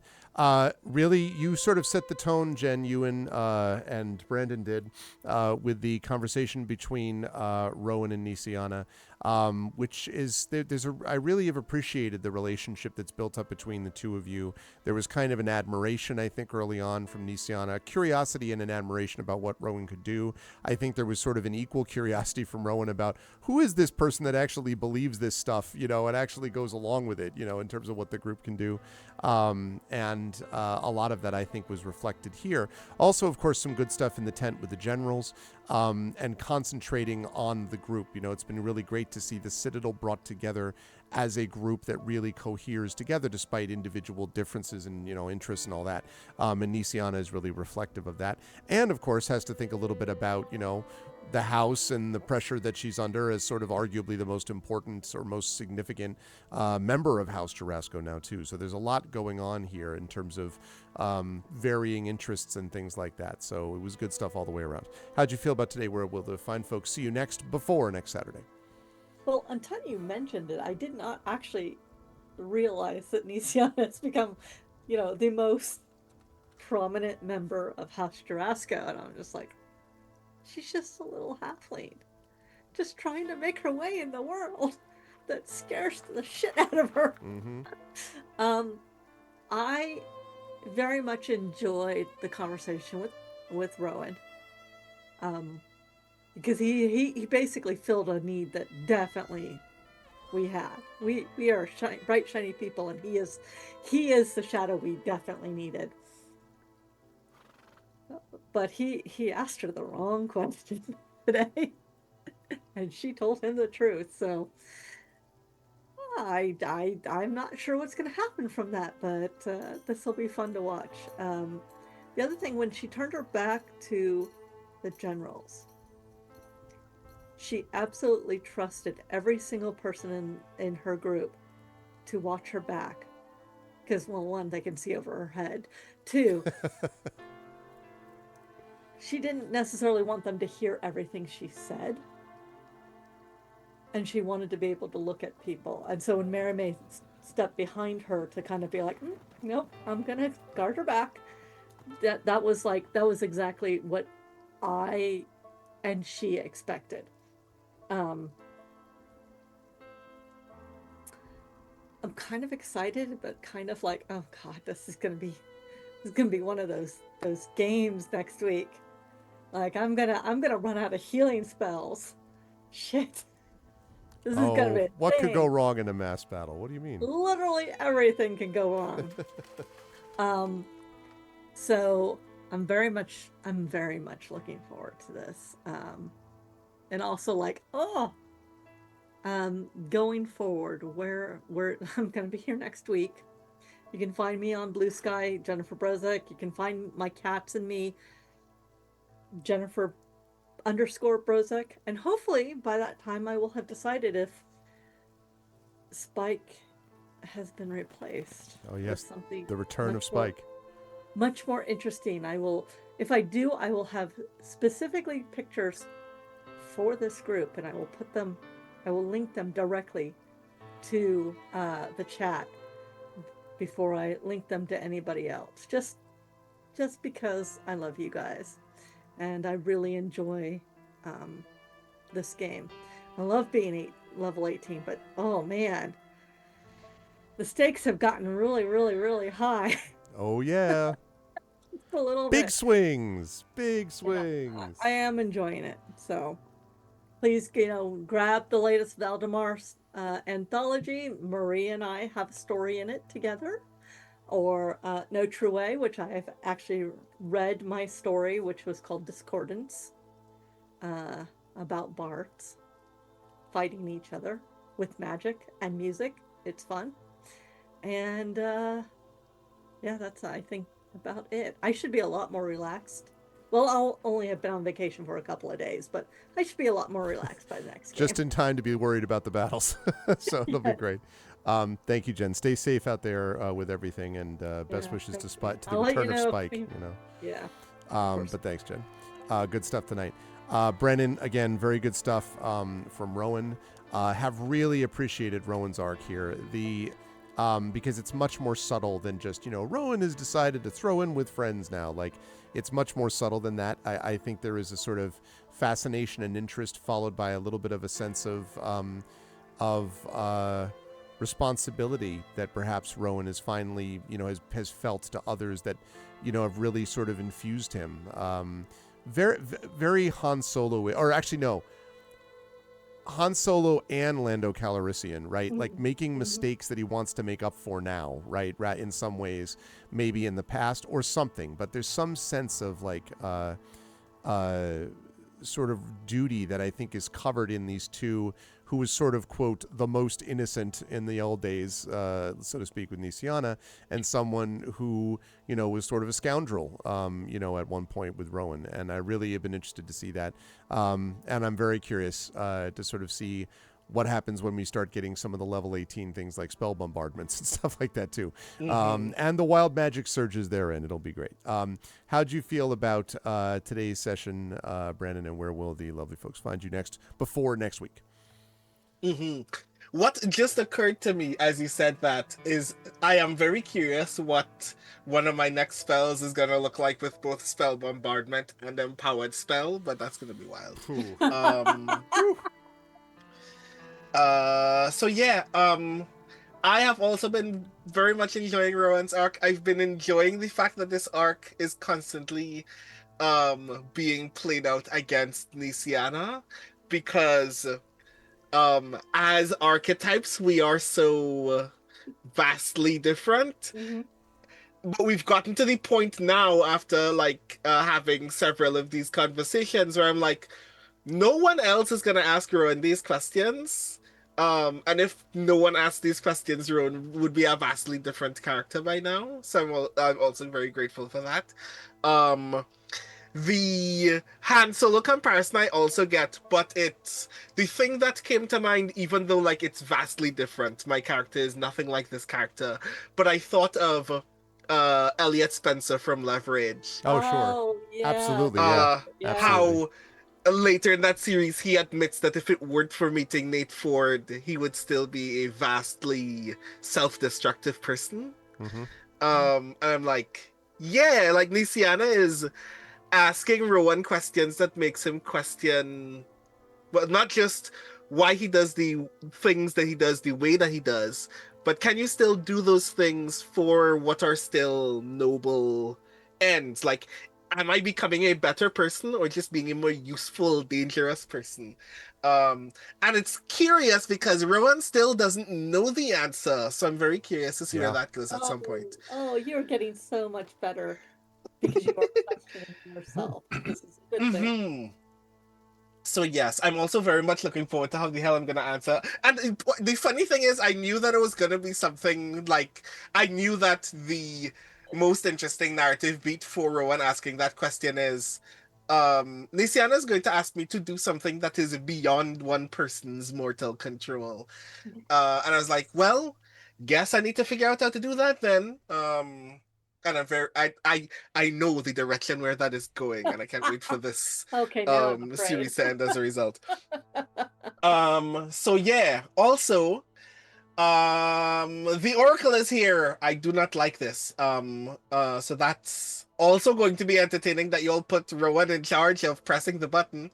Considering the very first time Rowan saw this in a room, he tried to shoot it. So also coming full circle there as well, I guess, is how that works. So yeah, I have no idea. We're gonna be fighting in the gray, you guys. It's gonna be wild. So yes. Hi everyone, I'm Brandon O'Brien. I am a poet, writer, and game designer from Trinidad and Tobago. The next time you will see me will also be here. With some bah humbug in between tonight and next week. I very much look forward to that game. I will mention ahead of time that although this is not confirmed yet, sometime after our next game will be my first stream back on my channel. As is tradition, what is now tentatively scheduled to be January 3rd, which is also my Twitch stream anniversary, which doesn't mean anything because I haven't streamed in all of 2025, but still, I will be doing my annual Kohaku Utagasen recap stream with my good friend Iori Kusano. Suffice it to say that we already have a lot of thoughts about how very few boy bands will be performing this year. So if you want to hear me talk about J-pop, that's going to be happening in January. But yeah, and that channel is twitch.tv/The Rising Tides. I'm on almost every social media platform at The Rising Tides, and I also have a website that is also my newsletter at brandonobrien.xyz, and that's where you can find me doing all of the things. But yeah, that's me. I think happy holidays, something, bah humbug. Thank you, Brandon, and yeah, be on the lookout because more Gray Shade details coming quite soon as we get there. So designed by one Brandon O'Brien. Thanks, Brandon. Good stuff. Marie, wonderful stuff today from Maramé. First of all, the whole sequence, the discussion in the bar. I really loved the image too, as you were like sort of getting warmed up and getting into it. Maramé's just this big, and we will fight them on the beaches, and if you just believe, and I just immediately had this image that the bar was going to gradually fall silent and just be listening to like this rousing speech, and then everyone being like, it's great. That was really great. And I'm glad that you were able to sort of go with things because again, Hilar is part of the backstory before this campaign even started. And so the fact that Hilar has become this significant, major part of what the King's Citadel is interesting. And it seemed right then that there would be a connection partially based on your question of the dreams that, as you say, brought them in the first place, part of their relationship and sort of listening to things, including backstory you might not have received before that you were able to respond to in a different way. And so that was great stuff. And your very legitimate uncertainty about the wisdom of using the Oracle was definitely important here too. But we will see, obviously, what happens with that one way or the other. Regardless, it was significant that I think that you were the one there listening to Hilar as this was going on. How'd you feel about today's session? Where will the fine folks find you next? I love today's session. What I love the best, I think, about this entire campaign, and I love a lot of things, is like we can go from like these really tactical, crazy action sequences into like this really in-depth, beautiful RP that doesn't nobody over reveals until the time is right. Everybody stays in character. There's an actual growth between character, like how everyone works together and how everyone talks to each other, and the fears are real and respected. And I don't know, I really like it that all the characters feel so real and three-dimensional, and how everybody here portrays them. I loved it, and I loved what you did with Hilar today. I liked getting the backstory. I liked having a chance to talk to him and trying to get him to take coffee. Um, Coffee schnapps. I have no It's idea, by the like, way, if that's that even a doesn't thing. help. I don't It even know if is. that's a thing. I just am going to believe that there's You coffee have some in flavored, the hallway. Yeah. coffee flavored alcohol somewhere. I'm in guessing. I don't know. Eberron, it exists, Greg. It Yeah, exists exactly. there. Exactly. And it probably involves like imprisoned elementals and some horrible, like, imprisoned Yeah, coffee elementals. yeah, I loved it. I don't know. It was it felt raw today. In a lot of places in a good way because we just come from a massive victory, but also we're heading into like we came. It was hard the last battle and we won, but suddenly it's like we're heading into something much bigger, and there was that sense of it, and I loved it. So thank you all, thank you everyone, thank you Greg. As always, you are a wonderful DM, and you Thank bring the every NPC to life in a way that just takes my breath away. So thank you. Um, and I will be here next week, and I can't wait. Like I know there's a lot of things between here and then, but like I told Halar, there's everything that's brought us to this moment, and then whatever path will bring us to the future we can't see. But right now I'm just focusing on next Saturday because I'm excited to see you all again. That's awesome. Anything you want to mention to people about where to find stuff of yours at all before next Oh, week, or just I mean, I assume like you're the all busy Valdemar? doing shit. Yeah. That's true. But there's a Valdemar story, yes. I have in the new Smoke and Mirror anthology, I have a story with Jen, and it's a very fun story. It takes our characters from the last anthology feuds and it brings them forward, and we're having such a blast with this. I mean, so Jen and I are having a blast with that, and I've also got, I mean, I have books. Come find me online, come hang out. I have a newsletter on my website as well, which is just my name.com. If you want more Marie, check out my blog, check out my newsletter, and just come hang out. I am excited to see you all, as always. Thank you for being here. Thank you, Marie. Good stuff as always. And last but certainly not least, Tren, again, as per usual, great stuff there too. I was, I when there are things that come up that are obviously an important part of the backstory, I really spend a lot of time thinking about when the right moment is to kind of bring that in the right way. And it felt to me like this was such a moment. You had mentioned to me quite a while ago, that when the whole thing was going on with the whole healing magic thing, that he would have been thinking about Finta and like what might have happened to her and those implications. And I was like, this feels like the right time because there's been so much disruption and like lack of communication from everybody, and like everyone was separated from everybody and all that, that in a way it seemed to make sense that this would be someone who would reach out at that moment. And I was not sure what was going to happen. I was prepared for Tanton to be like, just sort of to kind of turn down the request almost, and to be like, yeah, I don't, that's a part of my past I can't handle anymore. I was prepared for that to be the reaction. And if that was, we would have gone with it. But I am glad that for different reasons, everyone has, as I say, stakes going into this fight, either with each other or with the sort of world more generally, or with NPCs or with characters like that. And that was a very personal one for Tanton, which was not driven. I mean, Wispy Song said it in chat, like, I've never seen Tanton that emotional. It's true. Even when sort of broken about what happened on the carousel with Seer and all that in the morning, even that was trauma and shock, right? Not just grief, sense of loss for what was, guilt, all that stuff.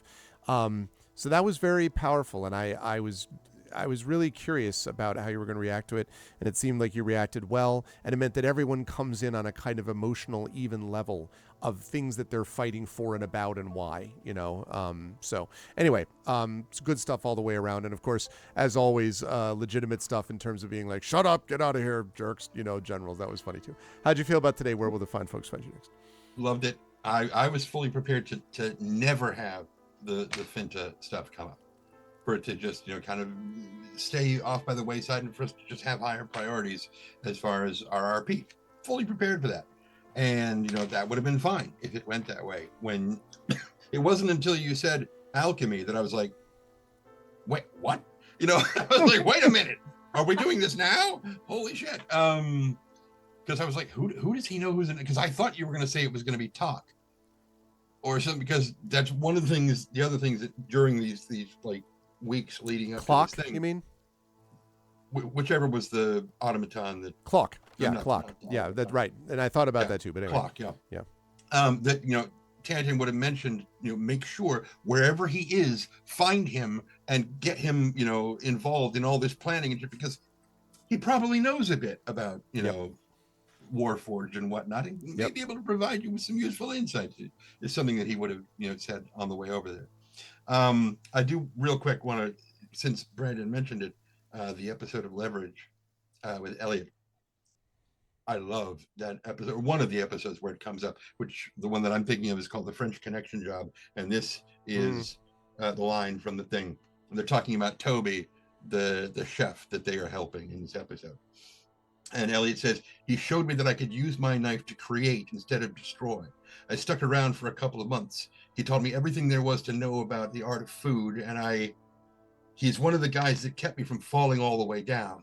So now I'm asking the other guy to understand why I'm going to help him. And I was just like, oh my God. I mean, Christian Kane is hot as fuck. Anyway, so, I was already, anyway, blah, blah, blah. So focus on the game, John. Where will people see me here? Just like normal, right back here. I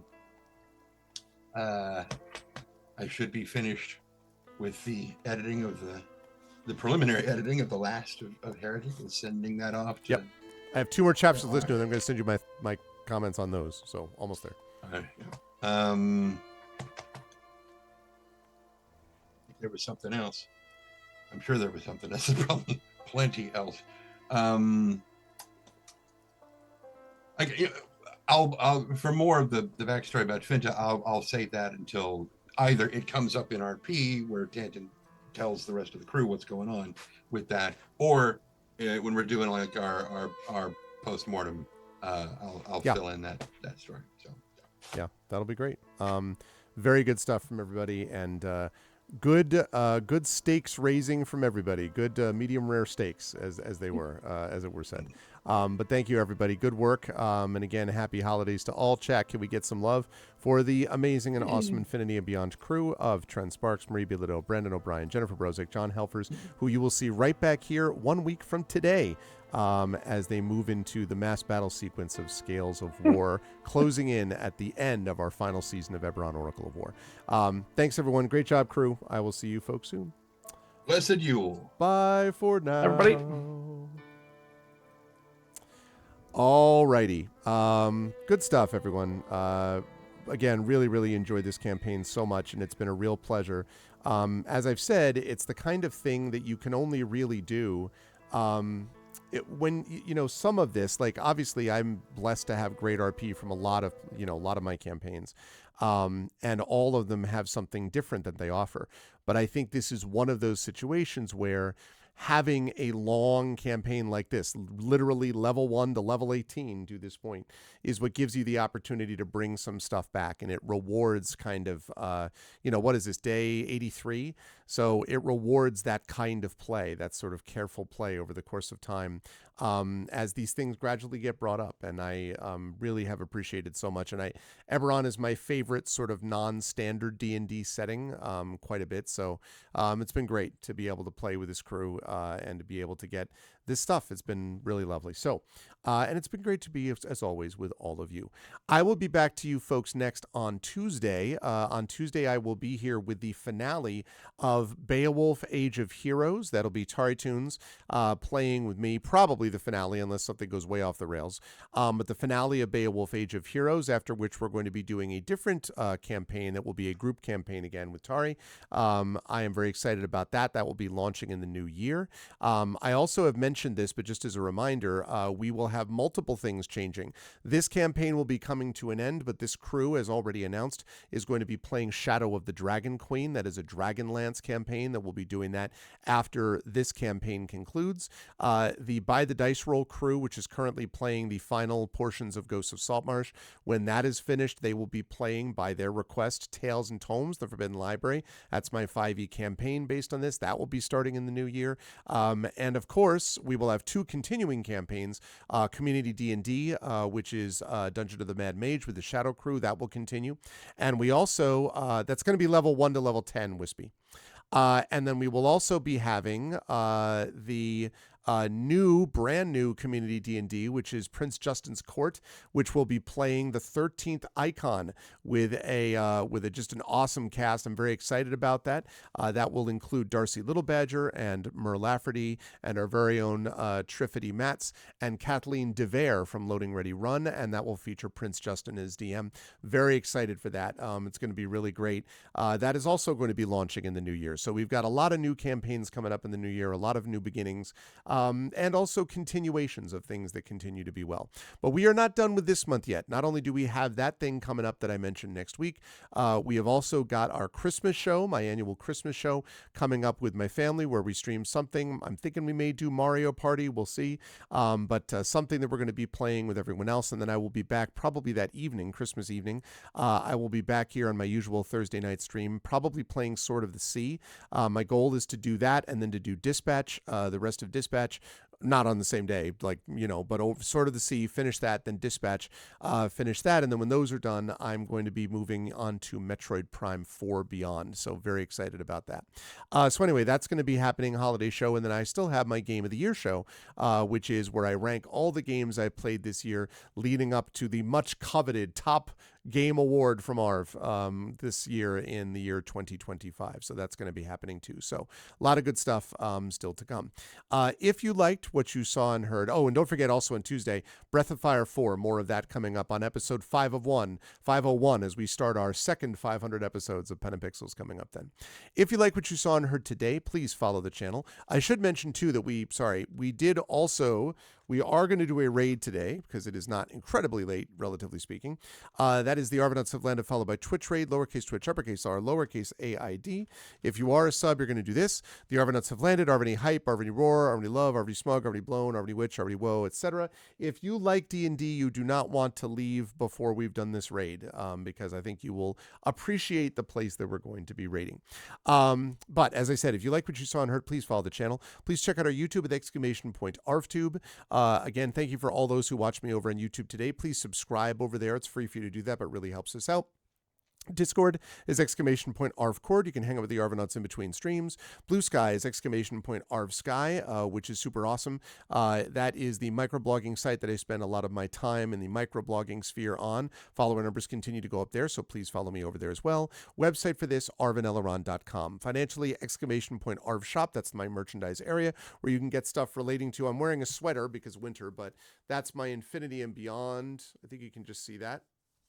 There we go, Infinity and Beyond shirt that I'm wearing today, but I also have the best bad idea we've ever had from the crew and all that. So please, from the King Citadel. So please consider supporting us there. If you haven't already done so, please consider as well supporting us by supporting that Patreon. We're trying to get that up to triple digits. You get cool stuff for you and cool stuff for the channel. So please consider supporting us on the Patreon as well. And if you haven't already done so, please consider subscribing to the channel. Again, there is a special deal going on right now, a custom deal where you can get a custom sub pack and get 35% off that sub pack. So please consider doing that as we continue further on with the holidays. What a wonderful last minute holiday gift to the online person in your life to be able to grab them a channel so you can get their a support to this channel so you can get them their custom sub badges and emotes to use here, there, and everywhere across Twitch. That is always appreciated if you can do that too. On the publishing front, Icarus, my graphic novel from Athos Arts. Library is my Tales and Tomes, The Forbidden Library. That's my 5e adventure and source book from Alligator Alley Entertainment, which is officially sold out. It is out of print from the publisher. You may still be able to find it at a couple of local game stores or bookstores. I think there's like 3 copies left on Amazon, but otherwise, even I only have 1 copy left, and that is my own personal copy. Otherwise, we are completely sold out, and so I hope you will consider supporting it by getting the PDF versions from there, from DriveThruRPG. That, of course, is never sold out. It is an Electrum seller over there, and actually, it might be a silver seller by now, but anyway. And I'm also very excited about the fact that there may, therefore, be a second printing of that book coming in the near future, maybe even a sequel, he said. So we'll see. But again, coming to you from Alligator Alley. So please do that. And please, with exclamation point library, exclamation point Grey Shade, that's my Grey Shade IP, Grey Shade Renegade Heretic, the Grey Assassin trilogy available at that link. You can also get the audiobooks of Grey Shade and Renegade, the first 2 books in that series. Those audiobooks are now available from our very own Trent Sparks. You can get those there. Heretic is on the way, as you heard Trent say. That will be out early next year. And you can pre-order the tabletop role-playing game of Grey Shade from our very own Brandon O'Brien, coming out from Alligator Alley, which will be released before March next year, which is when PAX PAX East is. And so you can pre-order that tabletop game now. It is going to be awesome. You will not want to miss it. Otherwise, you just bought Renegade on Audible? Thanks, Drew. I appreciate that, man. He did such a thank you, Drew, for doing that. He did such a great job. It's like Trent has been so good. I'm just so happy he was able to do the full trilogy of audiobooks. It just is really nice that we didn't have to like change voice actors and do all this stuff. He did a great job. So I'm lucky, very lucky that he was able to do it. That's awesome. Tell me, I hope you enjoy it. Tell me how it goes. So yes, and as always, exclamation point BLM, Black Lives Matter. Important to affirm and assert the significance and importance of Black lives. Exclamation point Help Now, the World Health Organization page on suicide prevention. Important to reach out to others when you need help and reach out to others when they need help as well. An exclamation point Ukraine, UKRAINE, to help the people of Ukraine as they fight back against an illegal and illegitimate war with bravery and courage, and send the message we'll do so for others in that situation in the future. Thank you to my wonderful mods, Prince Justin, Shadowed Mage, Drew the Damager, of course the Rising Tides, the best mods in the business. Thank you all. Thank you to my wonderful Patreon supporters and subscribers, Prince Justin, Shadowed Mage, Drew, Rising Tides, Nonstop, Wispy Song, and Trending. Thank you so much. And thank you to my wonderful viewers. Thank you to Airmaster, to Big Boss. What's up, Big Boss? Thank you to Jagtress. Thank you again to Light and Passion. Thank you for that, sending us the stuff about the new stuff that was inspired by this campaign, Light and Passion. Really appreciate that. It was awesome. That's inspiring to us. Thank you to Radio Johnny Panda. Thank you to Rick. And thank you to Super Paul Games. Thank you to everybody tonight for an awesome stream. It was really a lot of fun. Stick around for the raid. I will see you folks back here on Tuesday for the conclusion of Beowulf Age of Heroes with Tari Tunes, and then more Breath of Fire 4 as we move to episode 501 over on GOG's Twitch channel with episode 501 of Pen and Pixels. But that's it for now. Much love, everybody. Everyone, as I always say, please be good to each other, and I will see you folks on Tuesday. Until then, everyone be good to each other, and have a good night. Stick around for the raid.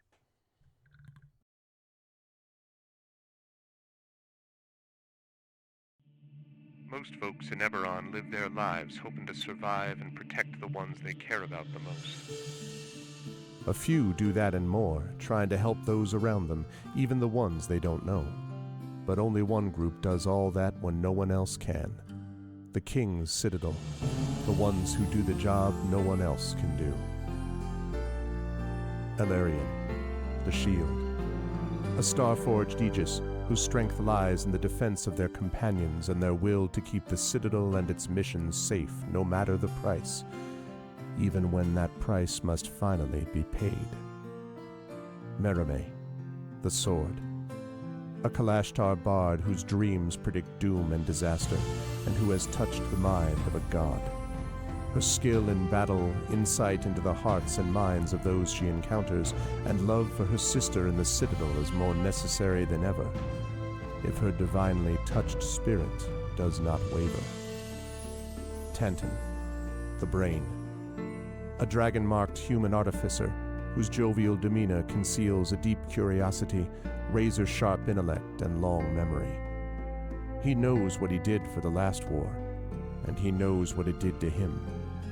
And now that he has returned to the site of it all, deep within the ruins of Seir, he knows how much worse the next war will be, unless he can stop it.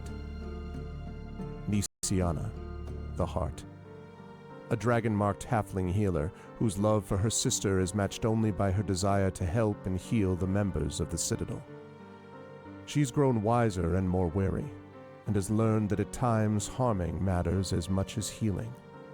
Can she keep hope and the King's Citadel alive? Rowan, the Wild Card. A human wild magic sorcerer who's played a dangerous game for most of his life.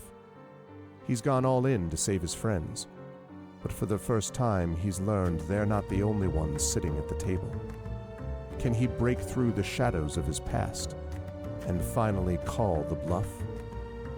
These 5 elite operatives came together to aid the salvage outpost of Salvation, where the Grey hovers nearby, a threat and a promise. With the Oracle of War, they found an artifact powerful enough to end a war, or begin one. They traveled to Sharn's City of Towers to unravel the Oracle's mysteries while stopping assassination attempts from the terrorist organization known as the Emerald Claw.